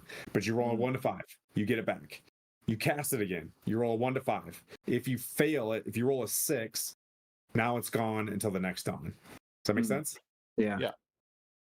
That's But cool. you cast it from that artifact, so it will come from your tramp stamp. That's where love the it. spell's that's where the spell's locked in. It like glows and tickles. Oh, Salvatore, D100. Oh, you already gave me one. You I already thought. did. Is that everybody then? Yeah. All right. There's your minor beneficial trait that you received in this. Now for the final thing before we press on to where do you go after this? We're gonna start with Skylar. Roll a D100. 8. 0 and an 8. 0, double 0 and an 8. So that's Yep, 8. that's 8. Yes. Okay. You go crazy. Just to let you know, the first level spell I'm making into a cantrip is Frost Fingers. Because What's that? flavor. A freezing cold blast from my fingertips in a 15-foot cone. That's cool. I love that. That's very Elsa. Yeah. By the way, I've picked a name for my sword. And it will be known as Venom's Verse. Ooh. Nice. Yeah, we should do a comic book. Dude, every time we talk, we agree. We're going to be doing this forever, man. You find a spell scroll of Dark Star. Oh, Level 8. I love that spell. Holy shit. I only cast it Level once. in my 8? entire- Yeah, level 8. I love that. I cast it once and it was awesome. Yep. That'll be pretty tight for a super shot. These are Yeah. pretty cool. Yeah. So How about I just wait until I can copy a level 8 spell into my spell book? Yeah, or do wait. that. Or just wait and hold it. Yeah. Yeah, as a wizard, that's probably an IOU. All right. So Torn, D100, my friend. D100. This is a very wizards table, by the way. Ooh, 30 of them. 30. Yes, sir. Another tube. You guys basically found a big bag of stuff. I like that. You also find something similar inside of a black tube. You can scroll out. You open it up. Blandina, you see another 8th level spell called Feeble Mind. My God. Damn. And then Jeremy. actually just reads Margasters on it. Target those motherfuckers. Yeah. Jeremy, D100. It's a rolling 39. This is funny. A potion of storm giant strength. What? We can trade. Do me a I favor. give that to Torn. What was it? What was your number? 39. Gauntlets of ogre power. Okay, I'm just gonna tell you Even something. worse. No, I need those because then I can wield the hammer of thunderbolts. Oh, Nice. I think to wield the hammer of thunderbolts, you need gauntlets of ogre power and you need belt. That checks. Oh, is that your long-term item, the hammer of thunder? I don't know. I didn't even think of it until you said it. The fact Because that, like, Jeremy's got a brain super was shot like, for I'm you. gonna dust that cabinet off, and that was the lore that popped up.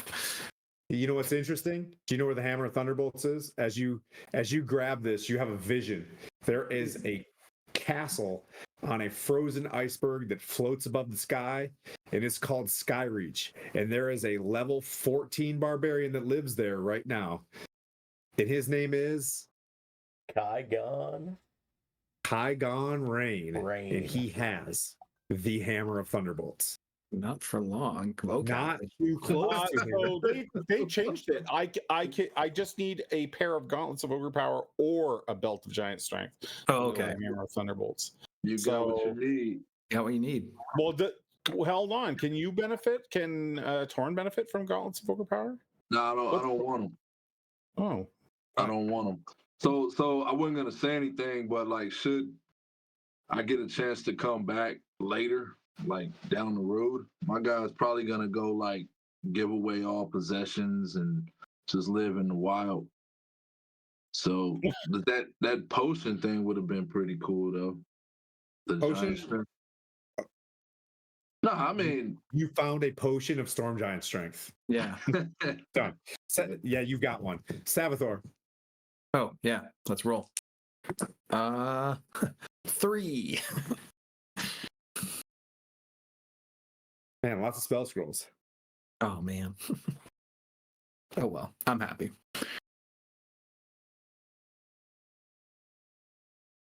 Even though I cannot put it in a book. Well, it's pretty low. So it's a I already have everything I want. I got my friends and a cool sword. You know, I don't need much. well, the spell scroll is Holy Aura. Holy aura. That sounds really fun. That sounds thematic. I don't even know what that is. Holy aura, you've been gone too long in the dark lake sea. All right. You guys have looted. You guys have had your tattoo. The place is kind of dry. Tharlan's got his orca, and he's like, well, you know, we're feeding these things. Savathor, you know, you've got this you know, spell scroll, holy aura. That's kind of weird. And as you take the spell scroll, you know what I mean, you're a little bit disappointed. Then you look down, you see a baton laying on the ground, and it dawns on you for just a second, you saw this baton before in the hands of Lenithon.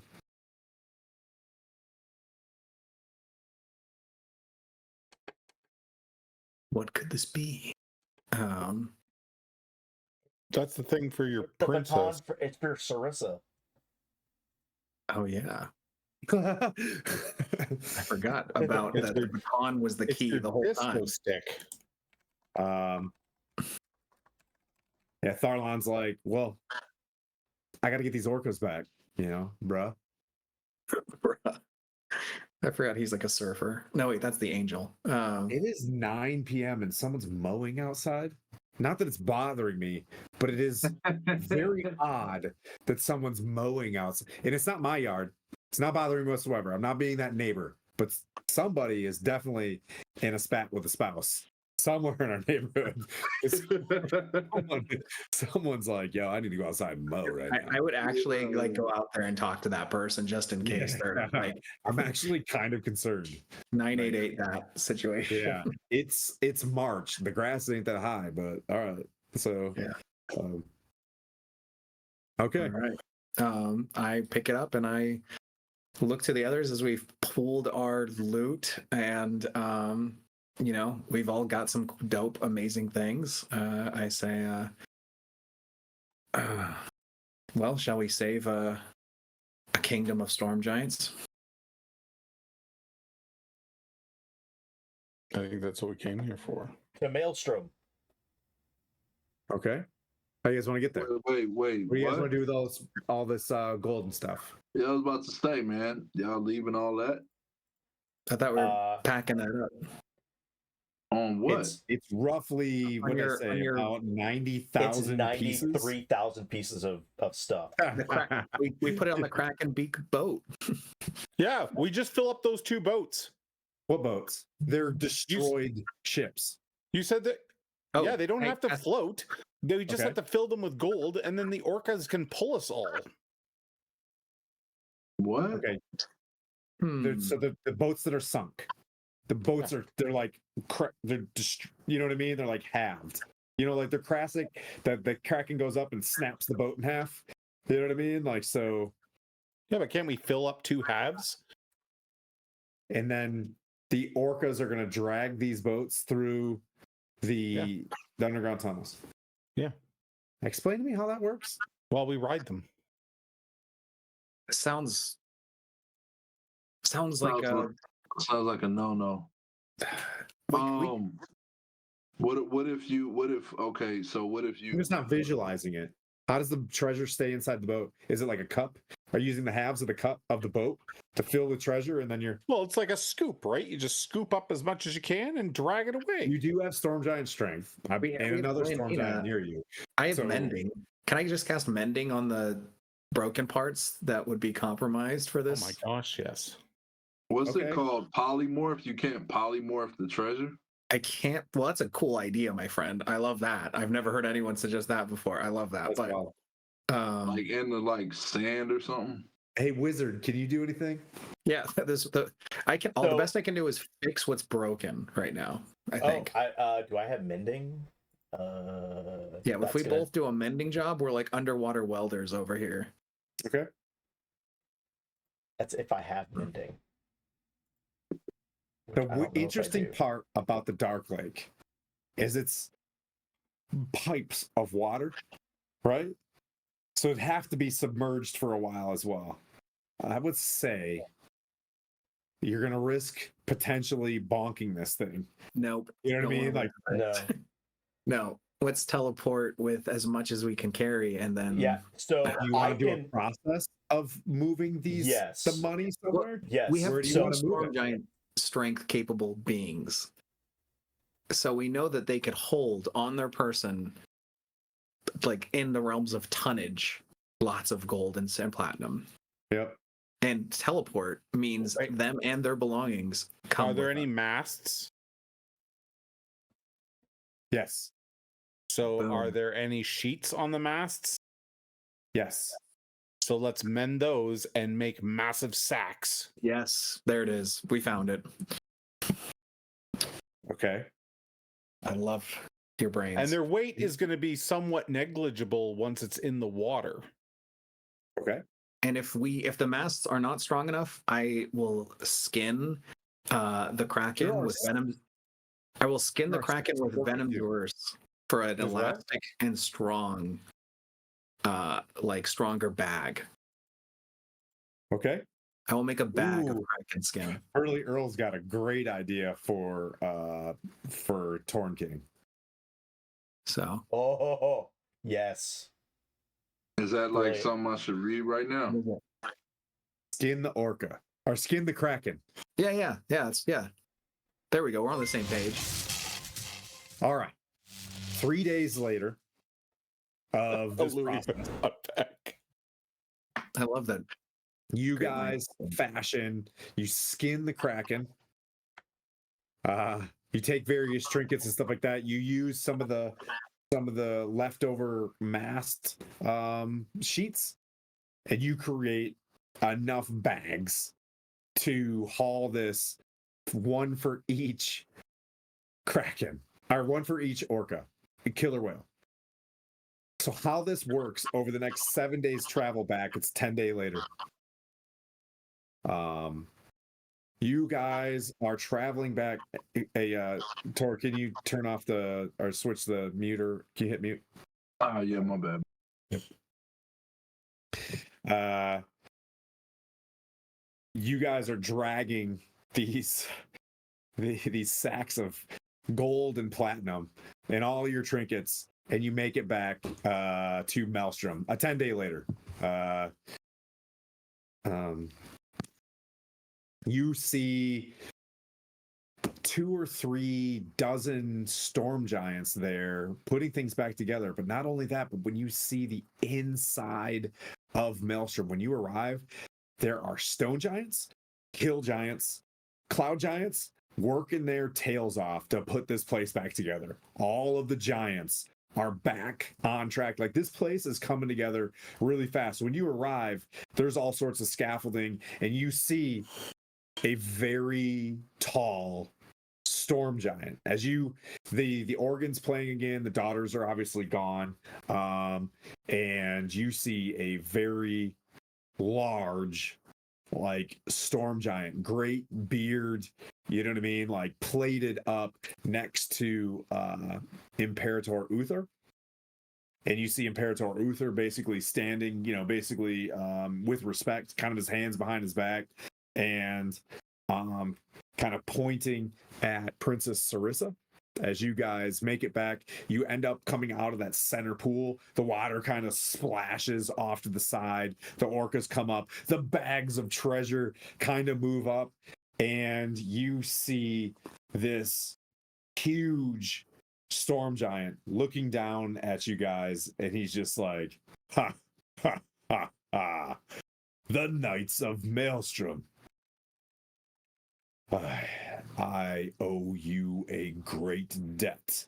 And he reaches forward, you know what I mean, to Torn's, arm, and it's massive, you know what I mean? Like, it's like he shakes a baby's hand on you, you know what I mean? And just looks at all of you, and he's just like, you must be Torn, Savathor, Your Majesty, to Blandina and Vokath.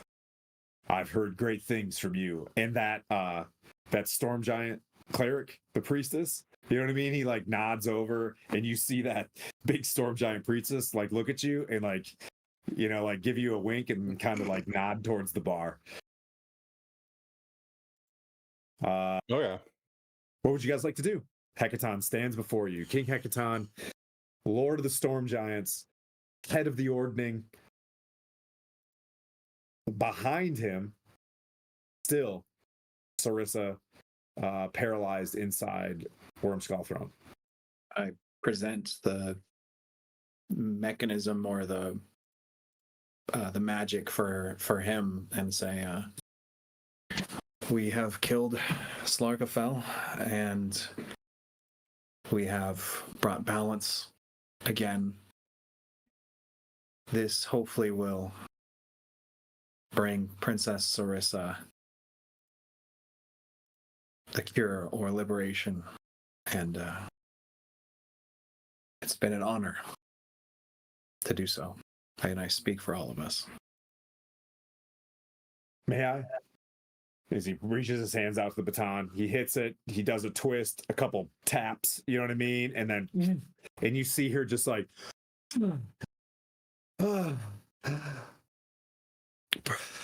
Father. And she, runs forward and they have a Disney hug and he picks her up and spins her around and gives her kisses like, it's his baby girl. And, it's just a very tear-felt. Uther's just like, looks at Torn. He's like, shh, shut up. Shut your butt. You're crying. Shut up. And Uther kind of like walks off. Y'all are a bunch of sissies. You cry. You all cry. And he walks off.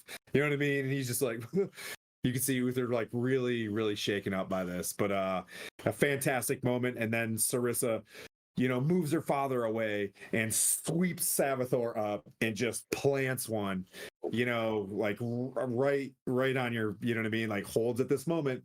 Do you accept kiss from Princess Sarissa? I do not. So you go like this? I respectfully just hold her face in my hands and I say, Princess, we do not know each other as well as we. It was not I'm in love with you kiss. It was like a Italian kiss. You know what I mean? I thought it was going to be like a. Oh no! It's not a makeout. It was like a smooch. Stage 5 clinger. Yeah, no, absolutely. No. She's the princess of storm giants. She's got gentleman callers if she needs to. She sets you down, and Father, and explains like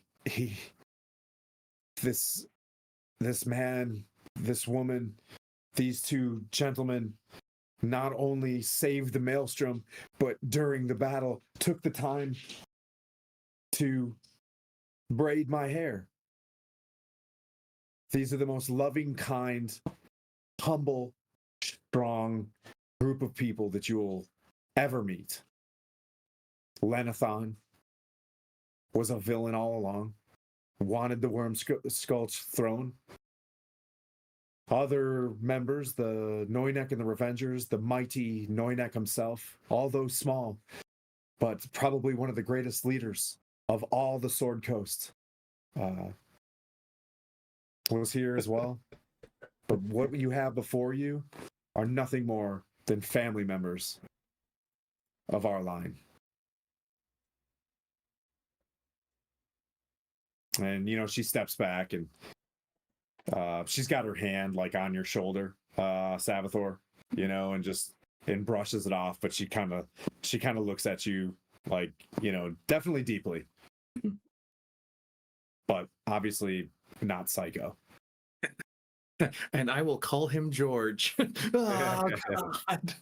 Well, imagine someone releasing you from being paralyzed forever. There were sweet moments. Yeah, that was can't be understated how sweet that is. He's returning the favor. Yeah. All right. Yeah. There's that cleric that's opening up the bar upstairs. King Hecaton. You guys have the keys to Maelstrom. The killer whales are are bonded to you for eternity. As protectors of my kingdom in the trackless sea.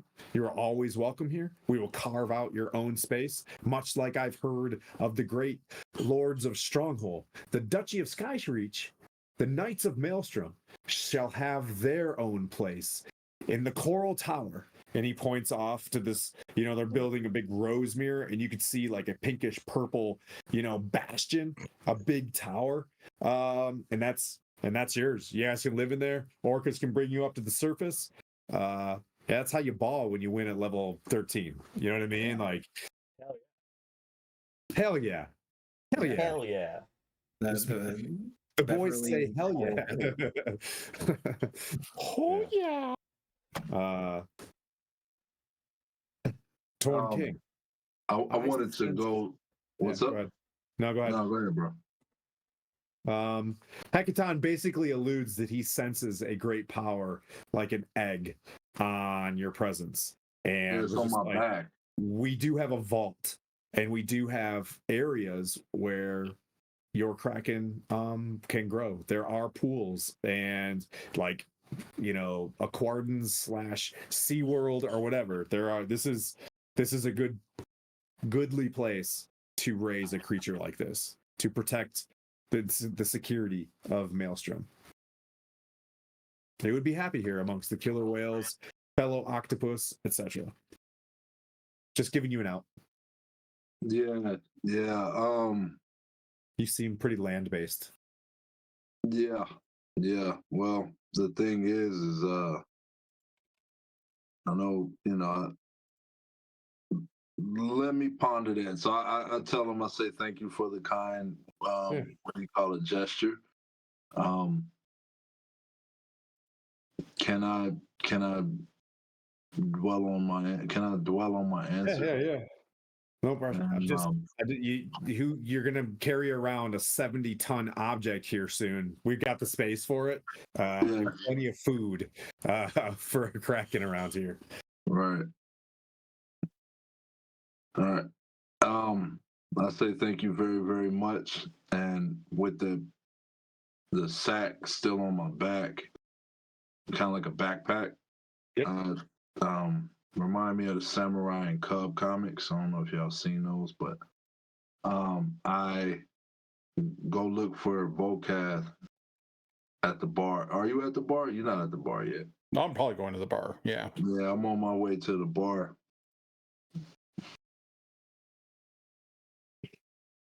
I have to go back to my Maelstrom list of names so I get them right. I forgot the name of that priest. Yeah, I will at the very least tell Torn King. Well, first I wanted to say to Torn King,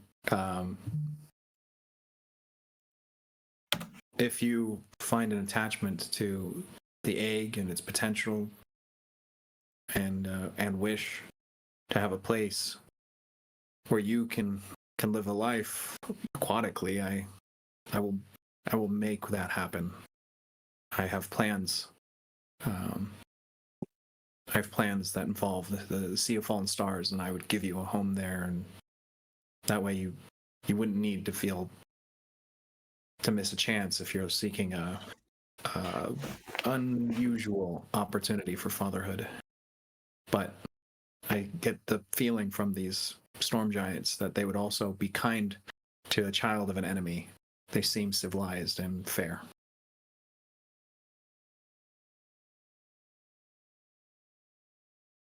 Say point well taken. Give me another 5 to 10 minutes to think about it. You could Ale be introducing Windra. an invasive species to the Sea of Fallen Stars. Yeah. I'm just Actually, saying. they're native. Are They're they? native to the Sea of Fallen. Yeah. So the Ale Rindra is the priestess. She's got how they look. They got like long white hair, a little bit shorter than the other storm giants. I'm looking at the wrong mini over there.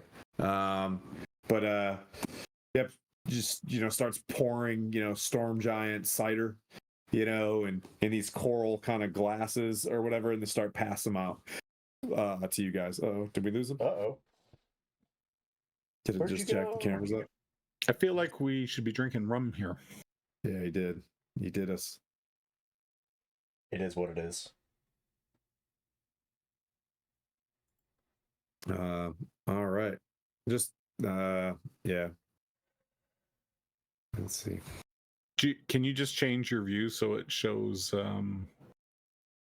non-video participants? And it should correct Yeah. Wait. in Discord. Oh, that's fun. There we go. Oh, fun. Non-video. Nice. Did that work? Look at that. Yep. Kind of. Oh, fun. All right. All right. So yeah, there you guys are. Yep, the celebration's kind of going. There's Sarissa there. I don't know if there was an arc that you were taking for Sarissa, but there's the doors open, Savathor, for that one. I thought I thought there was something you were planning there, but that may or may not have shifted. I will approach cautiously. Just say, if I may have a word with you, Princess. I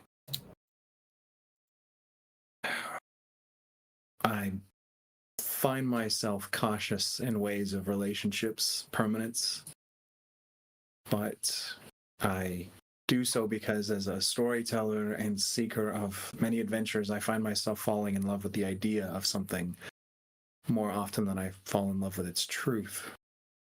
You are remarkably beautiful, compared only in beauty to perhaps the most incredible natural phenomena that I've seen, the aurora borealis, the most fierce lightning storms, the most calm ocean days. I do not know who you are, though, as a person, and I would not want to pursue you or have you pursue me out of a shortcoming of a traumatic experience, as trauma can build bonds, perhaps closer than people are sure of. You being paralyzed and me being there for you is the truth of my ability to be kind, but I have no idea who you are. I know that your father seems to be a just ruler and your sisters tried to kill me. Which, family drama is unavoidable. I have, I'm sure, stories that are comparable, but I would love to hear your perspective as you see she's very calm. You know what I mean? Like she's kind of calm amongst her older sisters. The sisters hate. She tells you the story about her sisters hated her because her father favored her over being calm, and the other ones being very torrent. You know what I mean? And moody. That's why when King Hekaton left, left rule to her. She's when she hears that, she kind of backs off a little bit as well, and just kind of, lets, curtains move, wave or whatever, and just like, okay, well, you know what I mean? Like, just, like, let me know, you know what I mean? Like, and just kind of. I don't know if you're seeing someone. Yeah. Well, you get the sense that,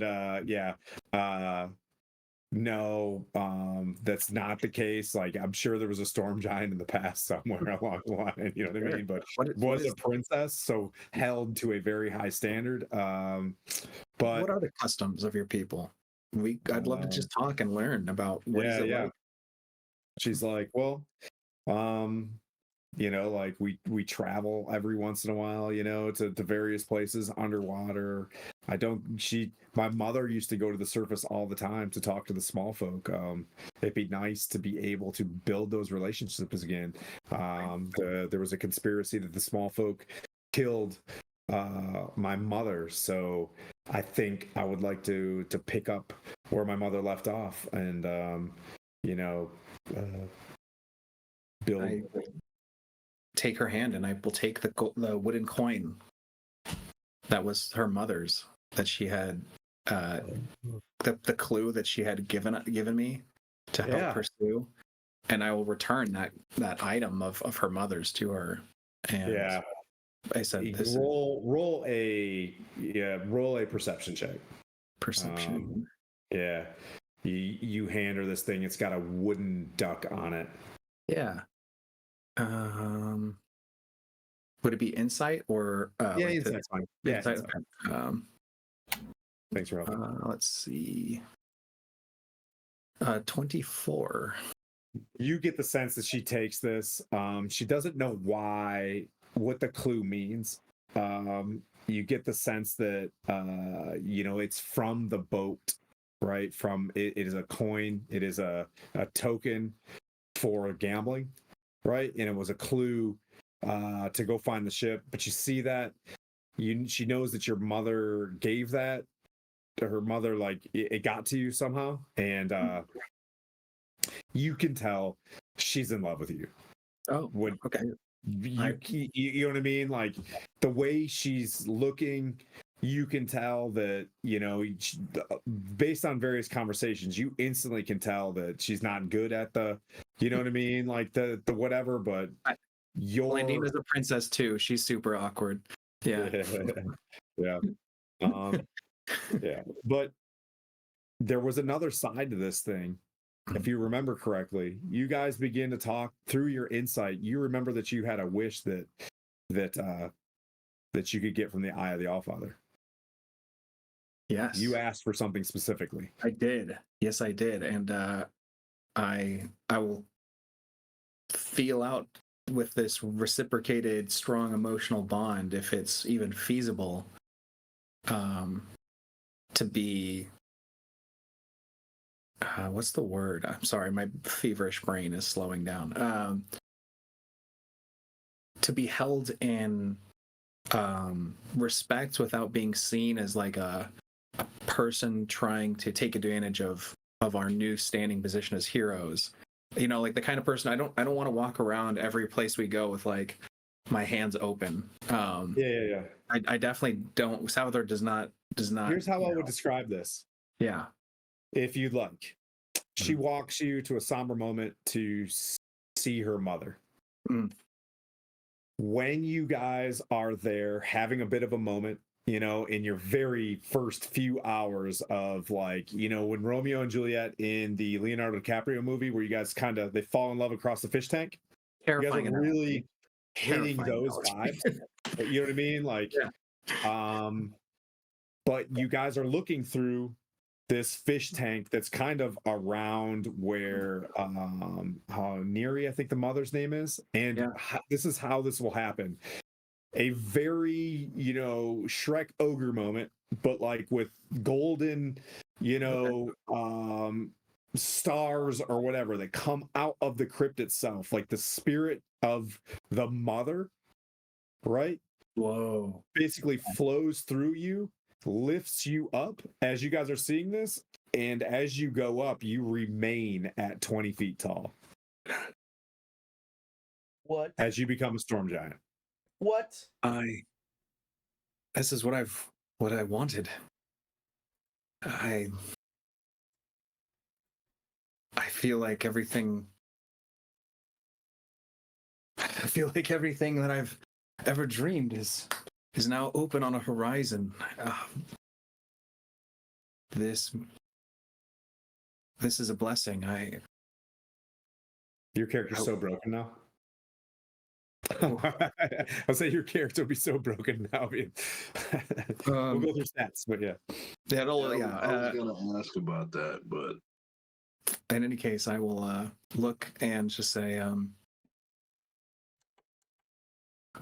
how would you feel, Sarissa, if I took you on an adventures to help find who is responsible for your mother's tragic passing, as well as help me forge a kingdom of peace in the Sea of Fallen Stars and break away slave trade from the hands of the evil of the little folk, because there are great and good little folk that are being taken advantage of, even children, the smallest.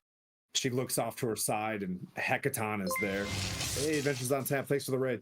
Hecaton is there, looks at you, looks at her as she looks with excitement, and she looks back at you and she's like, there's nothing more that I would want in the world, Daddy, and she looks and he's like, he nods, you know what I mean, like with approval, clearly. Who did she say daddy to? Father. Obviously, yes. The term daddy has been ruined. Thank you, 2020s. So all fathers out there.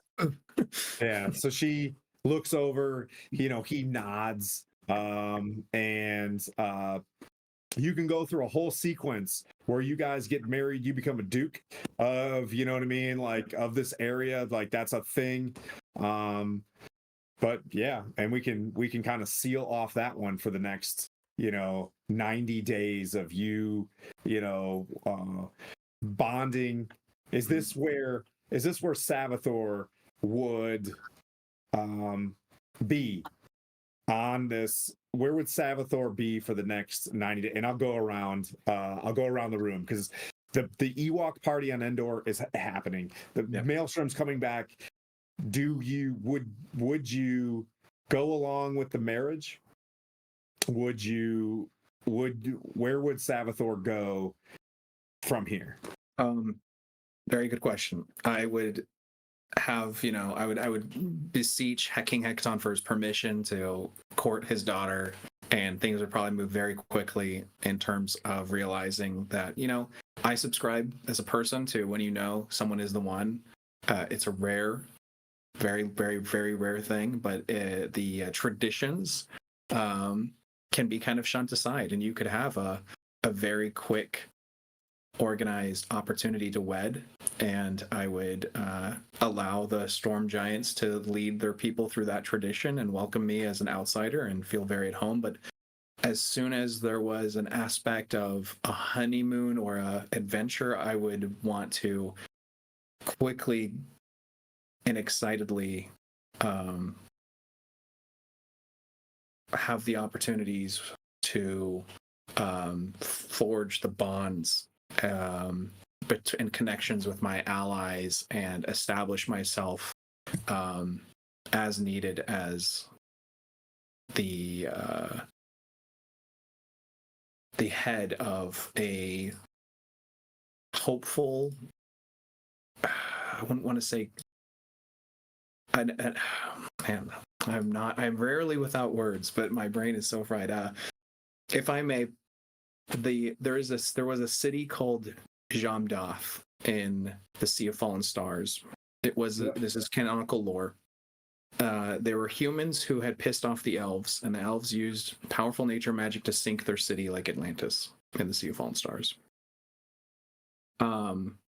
I would want to reclaim that sunken city, or claim that sunken city as the capital and place that I would start taking on the challenges of cruel and unethical practices of piracy, and I would be using the Brigandaire to help me track the Thayan slave routes and attack them with quick attacks by ship, by having the Silverfang Trading Company refitted.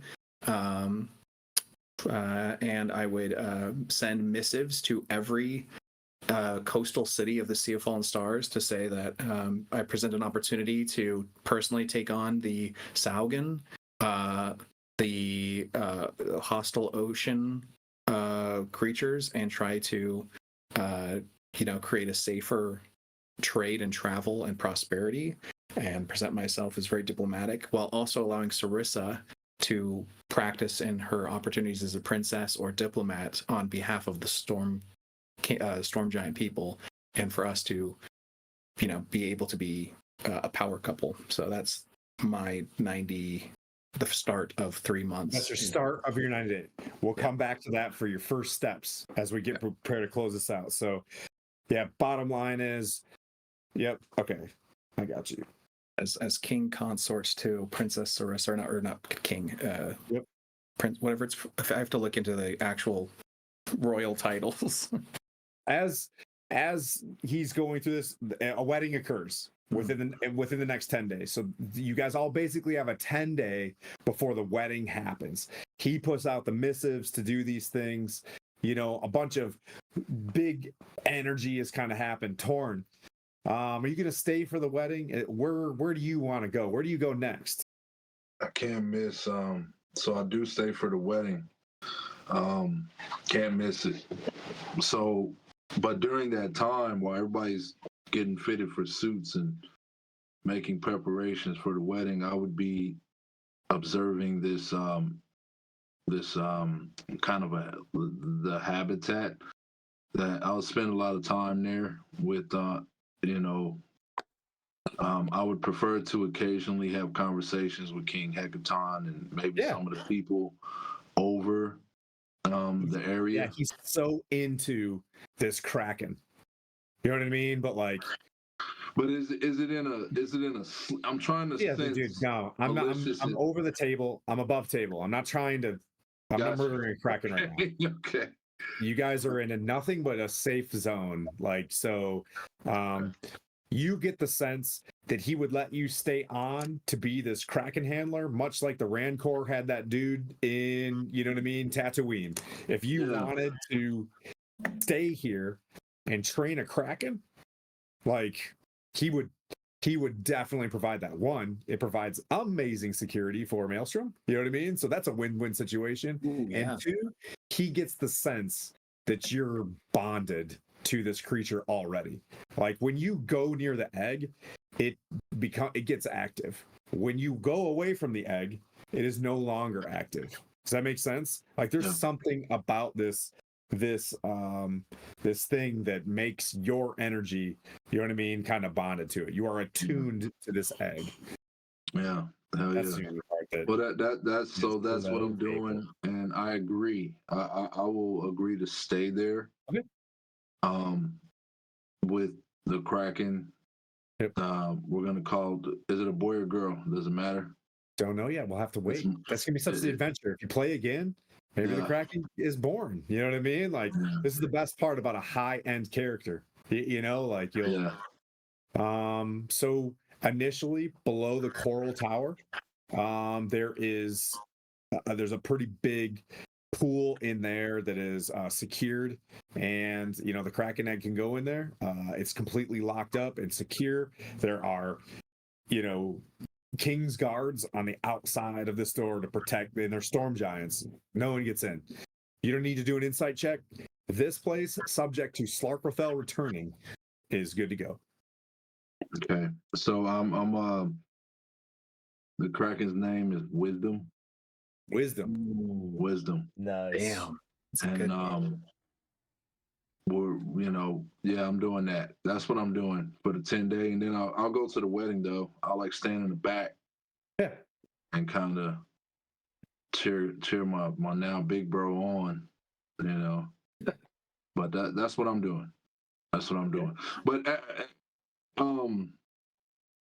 never mind. Go ahead. What? Sure, Dungeons and Dragons, man. No, is a Kraken an octopus or a squid, man? It's a squid. Well, this one is an octopus. Which it's a gigantic. Okay. Yeah. This I one, got you. based on canonical of Magecraft miniatures.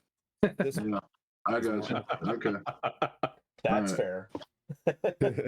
Based on what I have on my shelf. Right. Okay, so that's what I'm doing. Yeah. Okay.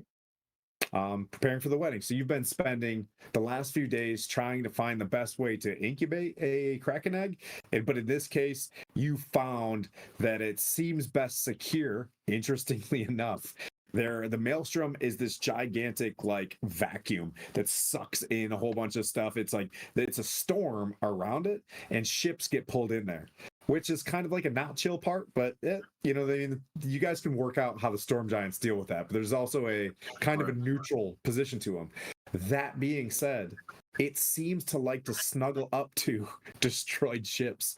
So you pull this thing in, and it is a nest of destroyed ships. Oh. You know what I mean? So it's not born yet, but its natural habitat is kind of the way its mother had it.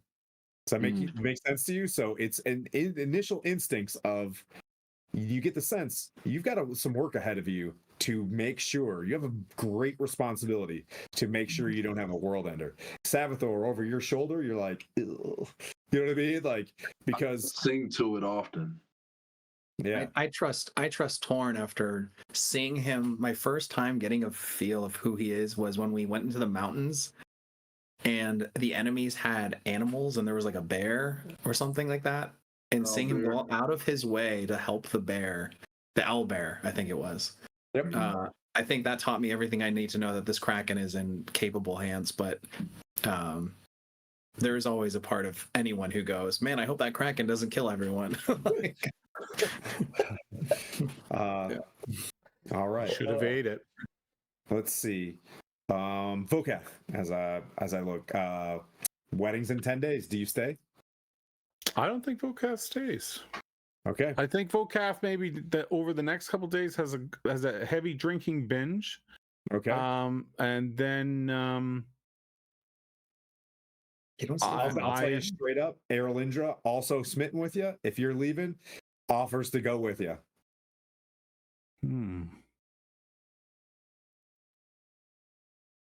Anybody can say no, but there's also a love story in Dungeons and Dragons. I like to give people opportunities for that.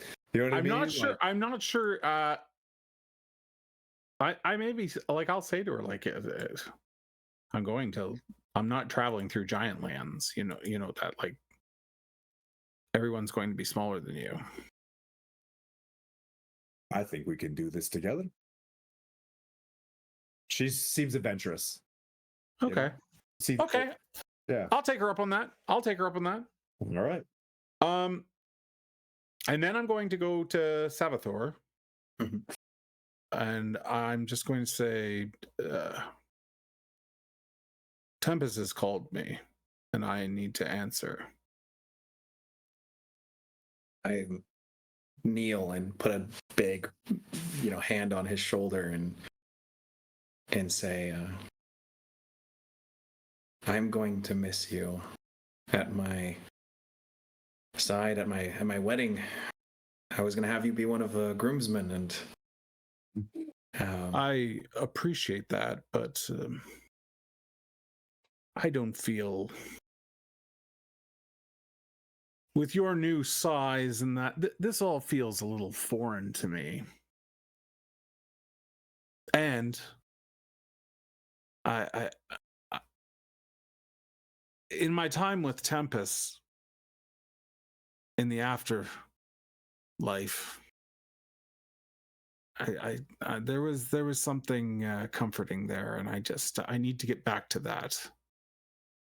well, I won't be far from the Sea of Fallen Stars, and I understand that you have such a greater vision for things ahead than I do.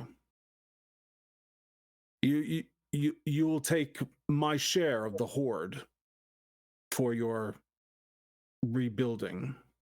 I don't need it. Are you sure? I mean, I'll take a little bit for this road just to make sure that there's drink and food along the way. But no, I don't need these things. And what you're intending to do, you will need. You will need the coin. When the day comes that I am able to really forge a home in a sunken city for others, I will make sure there is a temple of Tempest. And I hope that you come to bless the very stones and grace We'll see. I travel with a storm giant now, and I'm not sure my bones will be able to handle it. Well, then turn into a sperm whale. This is a good plan. This is a good plan. You take care of all that, and we will meet again. I hope so. I will be doing my best to be available for any needs you have while on my path. But I guess the difference is I shape my path and you are called to yours. And, well, Tempest knows best. So he couldn't have a better priest. And I couldn't have a better friend. Oh, you took that line from me, you son of a bitch. I was going there. Well done. Well done. I had to do the dramatic pause. I can't rush to the line.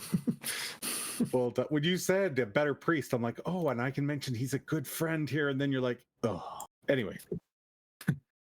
I'll embrace you like your knee because you're big.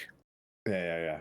I give you one of those like just the one shoulder guy hug. Do you know what I'm talking about? Like, and what's funny is you have the belt of storm giant strength, so it's like it's solid. You know, it's a solid hug. It's a solid hug. Yeah. I'll Vokath maybe just kind of slips away. Okay. Oh, Irish goodbyes. Torn and Blandina. No, not me. No, but I'm sorry. He's Irish Yeah. goodbye-ing you guys. No, that's what I'm saying. I'm asking Vokath. Are you Irish goodbye? Yeah, I'll Irish goodbye them. Oh, that's I've never heard that. I've never heard that term before, but Oh, I'm an Irish goodbye. Oh yeah. I've every time that I've left any unit, like I'd never tell them. Goodbyes are too hard. Yeah, I don't I don't think like- Vokath. I don't think Vokath is. I think as well having a hard time with the goodbye process, but did not want wanted to didn't want to insult by leaving before the wedding. Erlindra. So sure, Yeah. Okay. yeah. Erlindra. You know, like lets Hackathon know that one of his priests is leaving. He understands because he can't really say no to you guys, right? Two Orca are slipped up without anybody noticing, and it's like dark. It's one evening, and she's there, and you notice she had really long hair. She shaved it all but like one kind of side, just to kind of let you know she's kind of like you know, like wants to learn a little bit about Tempest based on seeing your prowess and your power. But you guys get on an Orca. It's night like 3 or something like that, and Jet. we'll start heading east. All right, that's where you're at within the 10-day. Blandina, do you stay for the wedding? I'm giving him his agency because he wants that Irish goodbye. You can wake up on day 3 and there is no Vokath. I mean, I would have been walking around, but I will be here for the wedding. Yeah. Savithor is like my brother in battle. We died to the Margasters. I still think we have a beef to settle with the Margasters in some way. His new size is oddly interesting, but I would not miss this wedding, but I also have things that I need to do. So in the course of this 10-day, I'll tell Savithor, it's like, don't worry about me. I'll be here for the wedding. But I have other things that I need to take care of as a wizard here. Okay. And I will, because I have teleportation circle and teleport, like I'm always just a call away. I'm a sending stone away. Whenever you need me, I am literally a sending stone away. Yeah. I would love for you to be here, as I want you as one of my groom's wizards. Absolutely. I would want nothing more. But in the 10 days, I'm going to go back to Waterdeep to pass on information to Lady Lariel and the Harpers. And, Okay. Do my wizardly duties as I should be Yeah, doing. you've really been neglecting those. or We'll hold off on what happens after the 10-day. Right? Sure. Yeah. But this is so in the meantime stuff, you're gonna hold on and you're gonna be the obviously clearly accepted to be the maid of honor. Like Sarissa gets it, right? You're the maid of honor. You know what I mean? Like, so you get like gussied up, and there is a salon there that just like gets the hair did. Okay. And you and Sarissa have, your moments or whatever building up to this thing. The wedding day. You guys all are on this massive piece of reef that's in the center of Maelstrom. It's a very large location. The storm giants, through their magic, can control a lot of the water. The Maelstrom itself ceases for this day, as all of this big piece of coral floats up to the ocean top. Believe it or not, in my mind, storm giants are big into bagpipes, and they have got this amazing bagpipe music playing through weird choral stuff. And there's these big knights that are playing it as you arrive up at the front of the head of this, like, it's an open shell. Hecaton stands there, you know what I mean, to do a ritual of sorts. I'm making all this shit up in my head. There is like Could blue whales. Hang on one sec. There's like blue whale. Yeah, you can change things after I'm kind No, of. I just wanted to make sure that because I didn't get a chance to ask Torn to be the best man, and Oh, okay. Yeah. and Perfect. I would have done that. Torn Beth Man.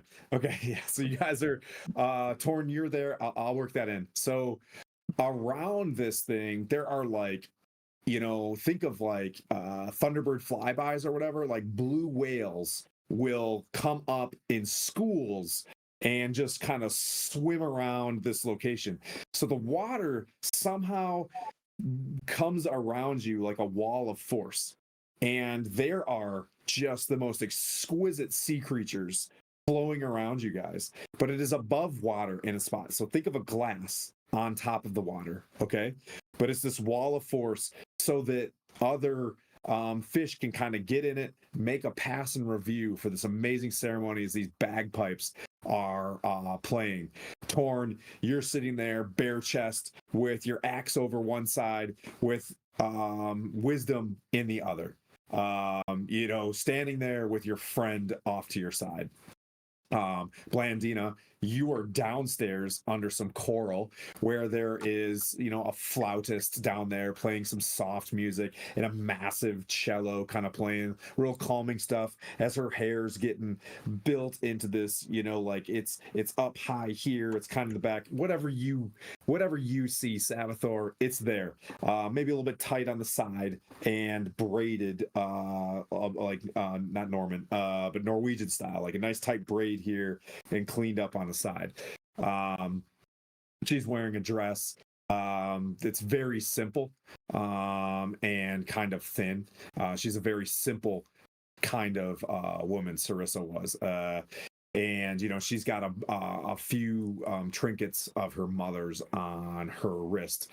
The sun begins to rise. Like, storm giants only do this once in a lifetime, so that they'd never really come out here to see this. The storm has stopped for the first time in forever in the trackless sea. So you guys are up there.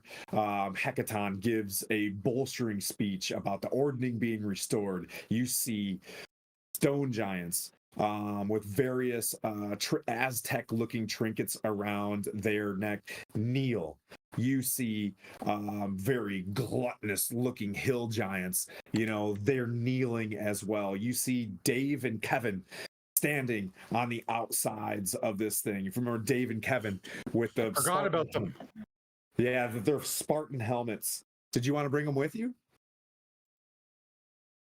No, We'll go back to that. Maybe so left Dave them and a Kevin gift though, or something. I feel are there as well. You can always backtrack and do something. A fire giant, a lone fire giant stands there. You're gonna love this, Vokath. She's really tall.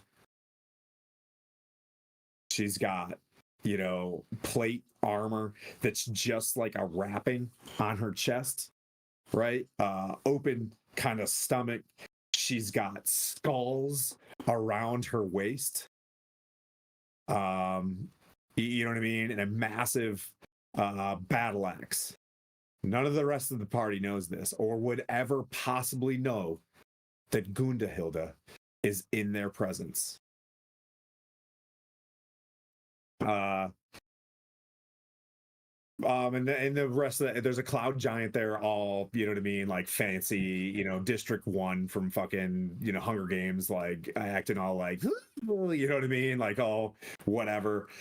The ceremony is flawless. The kiss is, you know what I mean. Do you want to say anything? You don't have to do vows or anything. I can like pass that, but if you want to have a moment, you can. But there it is. You're perfect, man. You're killing it. So Torn, you see her come up the stairs. The bagpipes just they start like wailing, and you can see the top of her head. There's a moment where you see Savathor's kind of ears to you. Is there anything that you want to pass off to Savathor as one last, you know what I mean? Like, groomsman, man of honor, I think is the, you know what I mean? Like, moment. Yeah. I say, I'm proud of you. And I say, now you can finally climb that mountain. Give him a thumbs up and step back. That's perfect. I say, Mine doesn't do that. I say, in storm giant culture, the best man is the best man to protect the entire wedding. And you stand at my side because you are capable of drawing your weapon in our defense. And I hope you know, when the day comes that you ever need a weapon in defense, you will have more than just my pretty words. You will have an army at your back.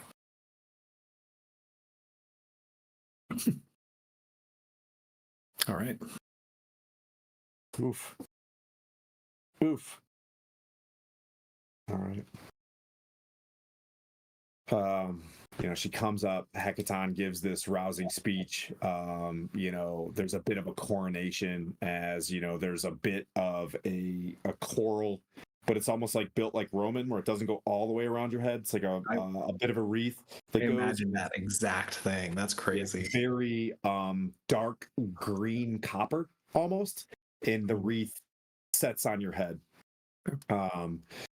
You can tell that he's wearing one as well. It's a little bit bigger, you know what I mean? But it kind of comes back in a little bit of spikes. And Sarissa is wearing a thin one that her mother used to wear, interestingly enough, meaning that she takes that role as, regent if anything were to happen, you being Lord Mountbatten in this situation, you know what I mean, in the future situation.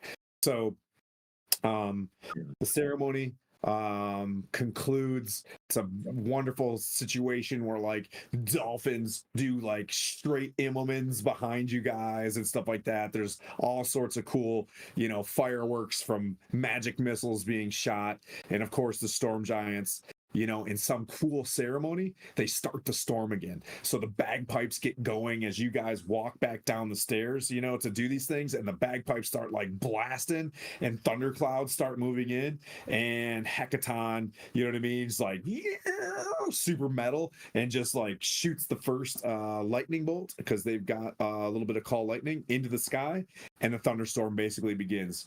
They go back downstairs, you know what I mean? The curtains wave as the two of you guys go off to your portion of the coral tower. That's on you forever. Boop, deleted. And then we'll start from here. Now we'll start with Blandina. It's tomorrow after the 10-day, you know what I mean? The ceremony has occurred. Where does Blandina go? Immediately to Waterdeep. Okay. Immediately to Waterdeep to okay. To talk to Lady Lariel. I figure, Harper's, Wizard, Blackstaff, all those things. She's the person I need to talk to first after this. Okay. You head to the Harpers, and trust me, guys, we'll wrap it. We're on our slope here. You are, as you arrive and you speak to the. I didn't even remember as it. Where's it at? There's a bit of a silent ceremony when you arrive there with the Harpers, as they raise you to the 4th level of renown, which is Wise Owl. The only other Wise Owl that you know of is, I believe, Archbishop Henry had achieved Wise Owl. The highest is High Harper, and you aren't Elminster. You know what I'm saying? So like, and Lady Lariel. So they raise you to Wise Owl. They'd let you know that magically the Tower of Neverwinter, interestingly, was created, but unfortunately, we've lost contact with anybody over the past 10 days into Neverwinter. Your story arc will, you can do so where Blandina will pick up is, that's what Blandina finds out. There is a Blackstaff Tower there. Your Blackstaff Tower lost all contact. So what does Blandina do? So Right where Blandina will pick up next. I would also ask her, because I would say I had a weird encounter. Some strange wizard just came out of nowhere, calling himself Elminster. Yep. She begins to, we're going to have one of these montage moments where she sits down, tells you the whole story about Elminster being a little bit of promiscuous, you know what I mean? Handsome wizard that's gone across the plains. And yeah, that makes sense that he may have run into a powerful wizard that was your mother's, you know what I mean? And Dragonlance. And that makes sense. And that the father, may or may not have been able to have kids, and it all kind of worked out where you became a princess, you know what I mean? And he was very accepting to it. Maybe it was before they met, don't want to call anybody a cuck, but like, you know what I mean? Like, it's not a bad word. It's in the dictionary. But yeah. So No, I'm enjoying it. Continue. But Elminster is legit. Your dad, that's where you get a lot of your power from. But it's interestingly enough, she kind of looks into you, like the power of cold within you is very interesting. And the fact that the Ring of Winter has returned to Faerun, and she opens up a book, and that's kind of where the chapter, you know what I mean? Chapter 13 ends as you both kind of stand over and start pulling books from shelves, and you know what I mean? Like, what's next? Is just a quick question. You can ask any question you want, but sure. This is your jump off to Blandina's next.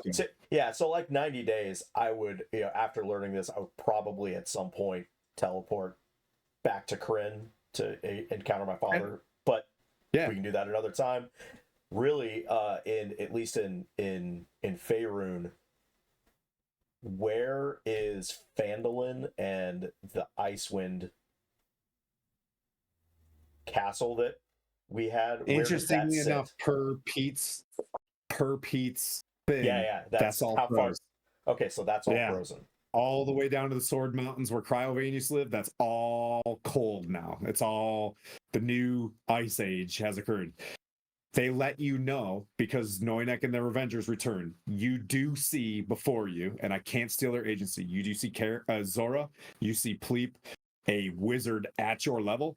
You see a fantastic blue-looking Aarakocra, wicked smart, on your level, married to a barbarian, Zora, and then you probably wouldn't see Noinek, but you've heard of Noinek and the Revengers. Two of them are there. You can hold, you know what I mean? You can pop into whatever conversations you want, but they do let you know Sir Timothy's gone. She knows that the relationship that you had, Sir Timothy was turned into a lich and not sure what happened. Flew off on an ancient white and blue mixed Dracolich. Yeah. The bodies of Arvatrix and Lenithon mixed. That's what Pete came up with. That's fucking scary. It is scary. Is it just cold, or is it impenetrable, or is it just cold? It's just cold. Right now, for all intents and purposes, Ice Age. I'm okay with that. Is it possible to get to that tower? Because I want to make that tower my stronghold. In Neverwinter. In Neverwinter. Oh, Interestingly enough, anybody's allowed to go up there right now. Hey, you can go there. People just don't come back. I'm not going to tell anybody, but because I can tell, I'm going there to fully Elsa that place up, and over the next year, teleportation circle permanently that place. In Neverwinter, the Neverwinter Blackstaff. No, not that tower. The Icewind Peak. Icespire Peak. Easy peasy. Icespire Peak. Yep. Yeah. That's only Icespire Keep. That is not a tower there. There is no tower there. No, that's okay. Fine. Perfect. That's just my personal. That's your intent, and you're going to start going back and forth building a teleportation circle. Okay. Yep. We got you're wrapped for your next 90 days. Torn. Oh, you're going to stay there and keep training the Kraken. Wisdom. Yeah, I'll be here. I'll be here for a while because once it hatches, it's going to be a long road. So I'll be here for quite some time. But after that, are you doing a 90-day? Well, it says that octopus babies usually hatch for like 6 months. Yeah. So just so you know, you're pretty well locked into so over the next 9 days. So your 90 days, the way this would work is pretty locked into care and feeding of this. First of all, you have a more than legendary artifact. Your arc is pretty tight on this thing. So what I would say is you'll probably end up picking up on this egg needs something. Okay. Do you know what I'm saying? So right now you're kind of just the chief botanist or whatever, the chief, you know what I mean? Like egg mama on this thing. And you're just kind of waiting for some sort of tell. It does interact with you, interestingly enough. Even though it's in its casing, in its shell, when you touch it, it'll, you know what I mean? Like stay there and come up to your hand. You know what I mean? And when you pull away, it kind of does whatever. Yeah, gotcha. But you are fully attuned to this thing. The more you stay with it, the more you sense that this thing kind of bonds to your alignment. Okay. Wisdom. Okay. Savathor. I'll end on Vokath on this one. Yeah. So the next, he's ready to go. She's ready to, if you're ready to rock, she's ready to rock. You do get the sense that Brigand de Aerith is held up in a place called Luskan. They were doing fantastically over the past 10 days. Not a lot of information has come out of that place. Yeah. I will have, I wouldn't have been able to reach any communications with Jarlaxle, my father. Didn't get him to show up to the wedding, that sort of thing. Jarlaxle? What do you showed? Yeah. He gets like a missive. Hey, your son has become kind of a big deal. Hey, you know what? I'm only one brain. So, Jarlaxle, after the end of the wedding, you start looking through the crowd, and there is a large brimmed hat with a feather in it, and he's sitting at a table. You know what I mean? Just as the picture always is, kind of sitting there, looking forward, rather stern. But you see Jarlaxle. He's not getting up to come talk to you, but he's there. Mm-hmm. You know, and that should probably be a solid tell that Dad does give a shit. Yeah. But I hope. Yeah. I'll quickly, for your arc, I'm Jarlaxle. What's up? You know what I mean? He's sitting there. He's got his own cup. He's got this own table. And you, Jeremy, you're probably tracking this too. He's sitting there. He's got his own table. Right next to him is a hole in the wall. And he's just kind of pulling things out. And there's a small table there, and it's full of food. He's just eating off it, you know, kind of watching this thing happen.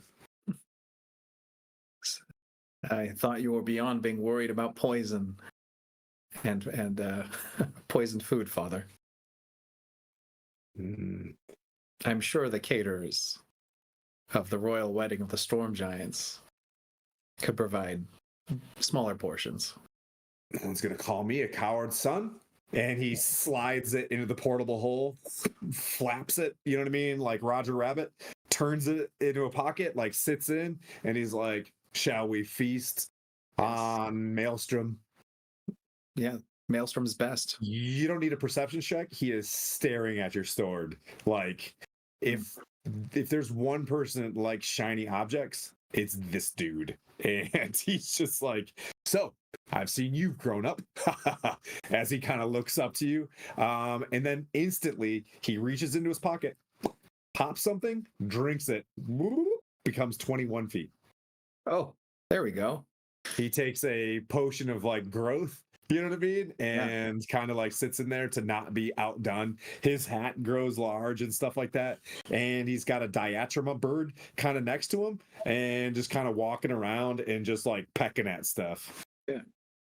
It's good to have you here. Thank you for coming, Father. But Wouldn't I'm have missed it sure for the world. I'm sure you have so much to do, so many places to be.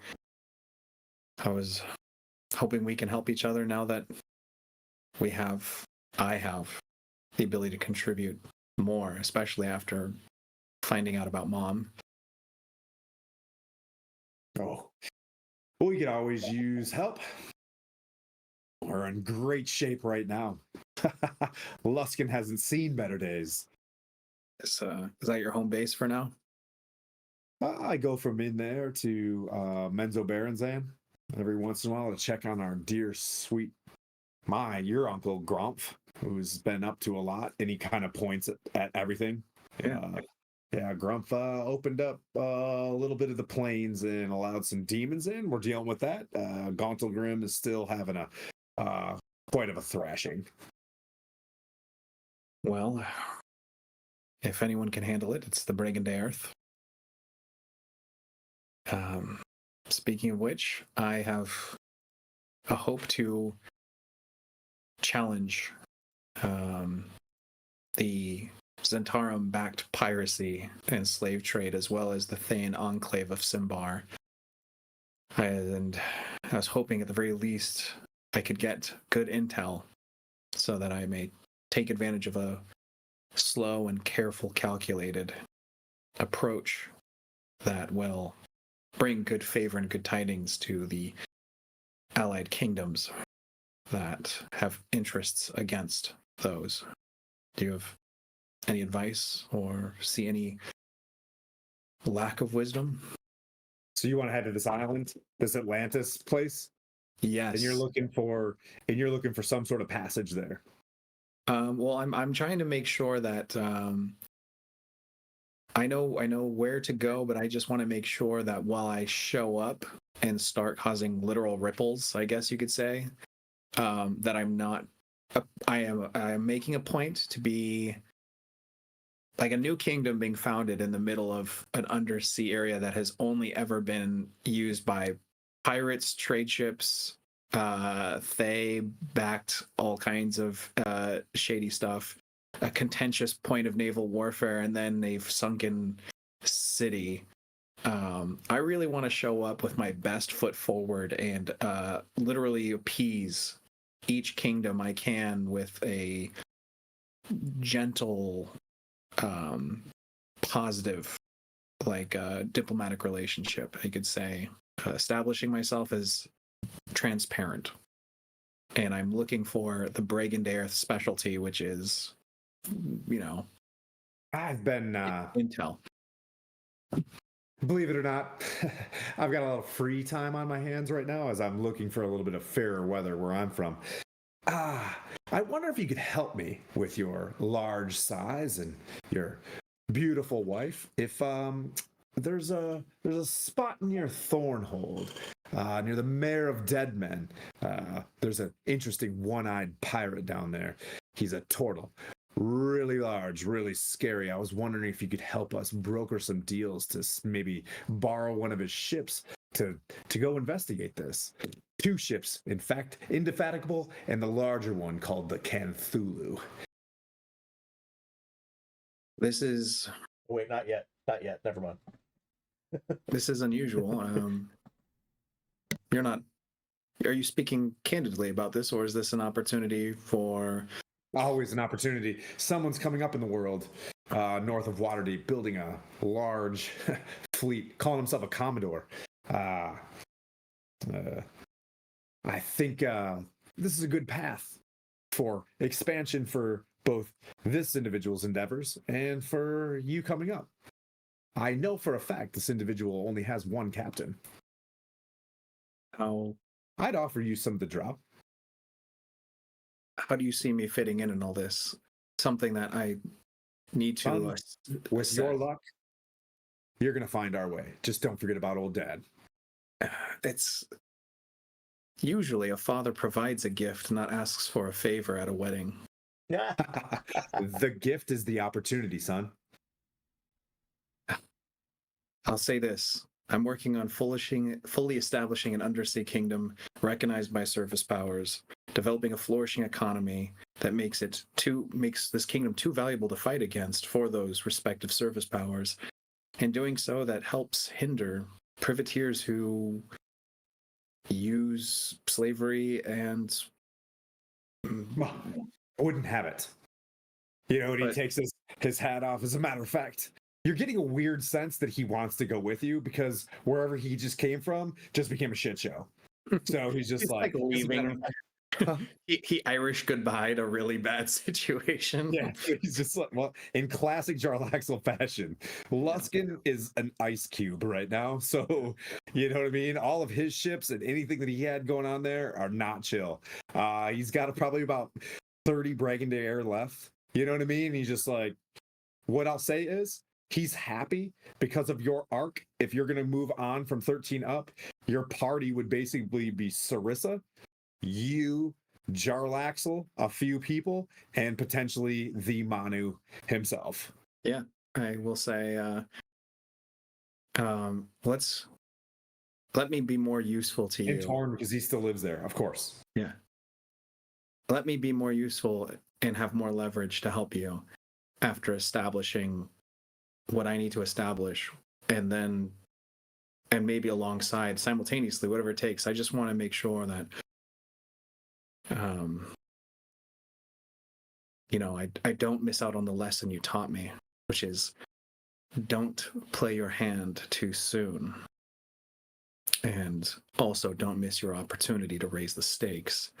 I'll tell you what. I'll help broker the deal by offering you, a drow crew of Breaking to Earth, as long as you don't forget about trade with your father. Never. Breaking to Earth always needs some fun lines. Of course, as long as we don't deal in people cargo. Jarlaxle was never about that. Yeah. As far as I'm tracking, Jarlaxle is like a very, you know what I mean, on a high end of neutral. Yeah. All right. In that case, I say, well, let's take Especially by this phase. Let's go find an underwater kingdom to elevate to its former glory. All right.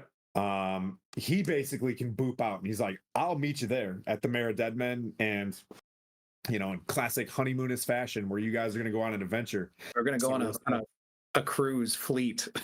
Yeah, but you guys are going to be able to killer whale it straight to the Mare of Dead Men. To your next arc will be coming out of the water and the swamp to go and meet basically a pirate captain. Nice. It's pretty beefcake. And borrow his ship. All right. We'll work that. We'll work that scene in there. That's pretty sweet. But Bandita goes north. You head to the Mare of Dead Men. Torn King, you're going to watch this egg.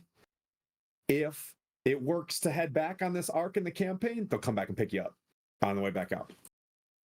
Because you're going to watch the baby.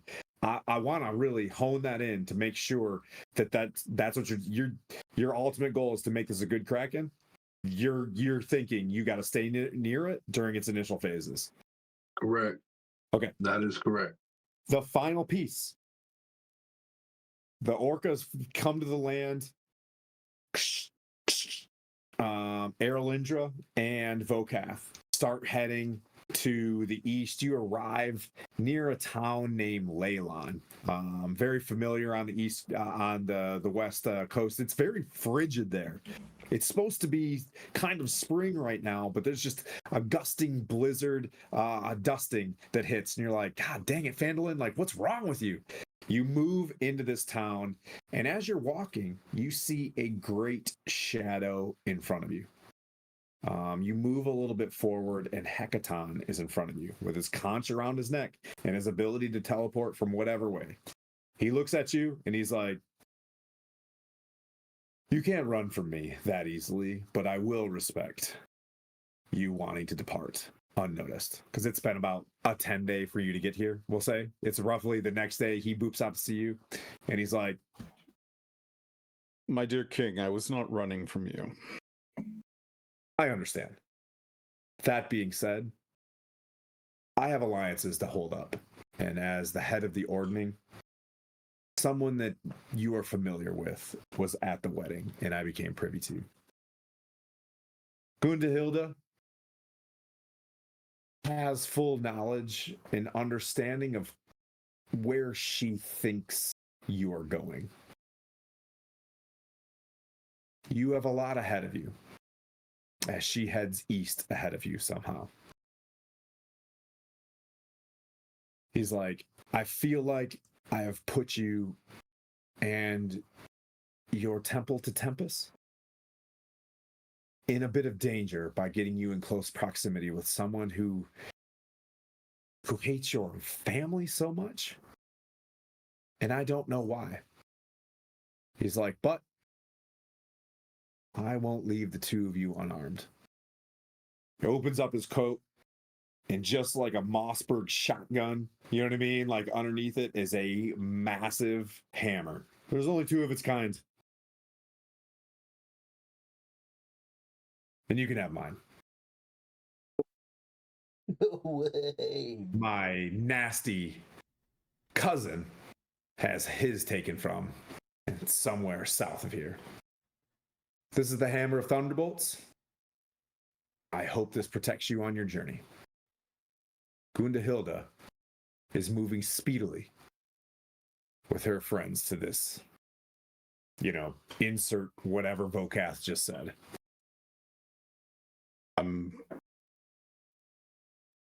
You know that, like, I'm likely to use this hammer against her. Good luck. I wish you many blessings upon your journey. You have done great things for the Ordning. I'm assuming you'll continue to do great things.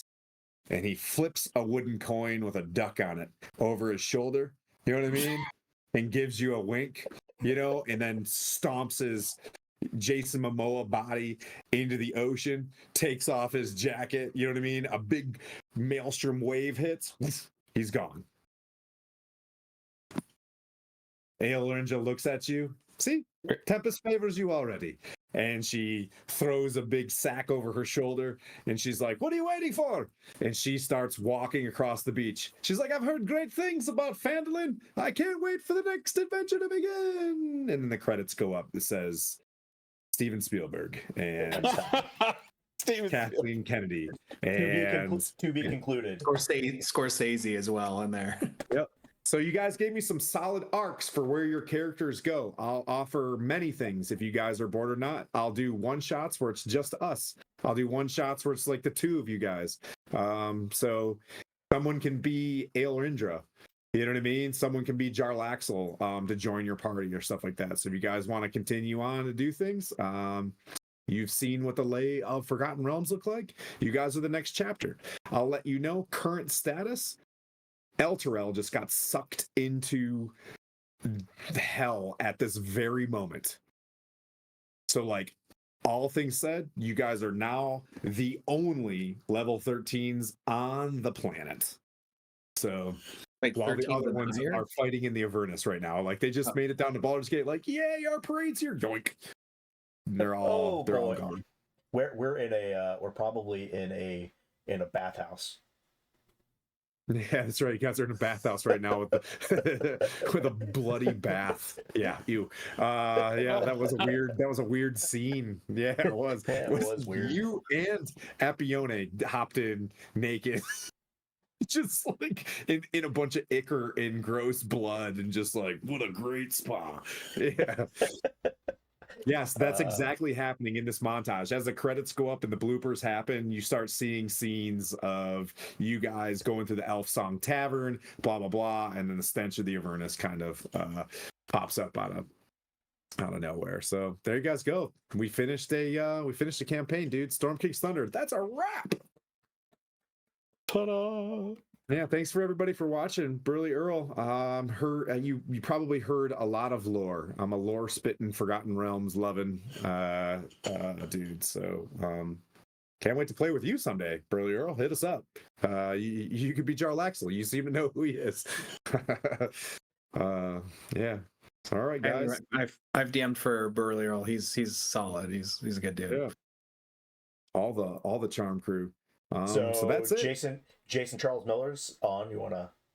Hell yeah. Pop it in there? Yeah, we'll stay with JCM if you want to push the button to not go. But like, hey, what do we got going on? I'm a nerd. I'm in Castleton, so you guys will see me Saturday for the rap session. My rap shooting is tomorrow, and then Sunday a 6-hour session starting at 12 Eastern is the Vonendad. Our party going slog in a 6-hour session, and they get their final rap where King Puent gets after it with Coco Bunny, with Judgy from Dungeon Mechanics will be in this room playing, so we'll try to be sober, but it's gonna be a fantastic time. All right, that's it. We got 12 people. Hit before someone leaves. Diddly. Bye, guys. Thanks See for ya. everybody for being here.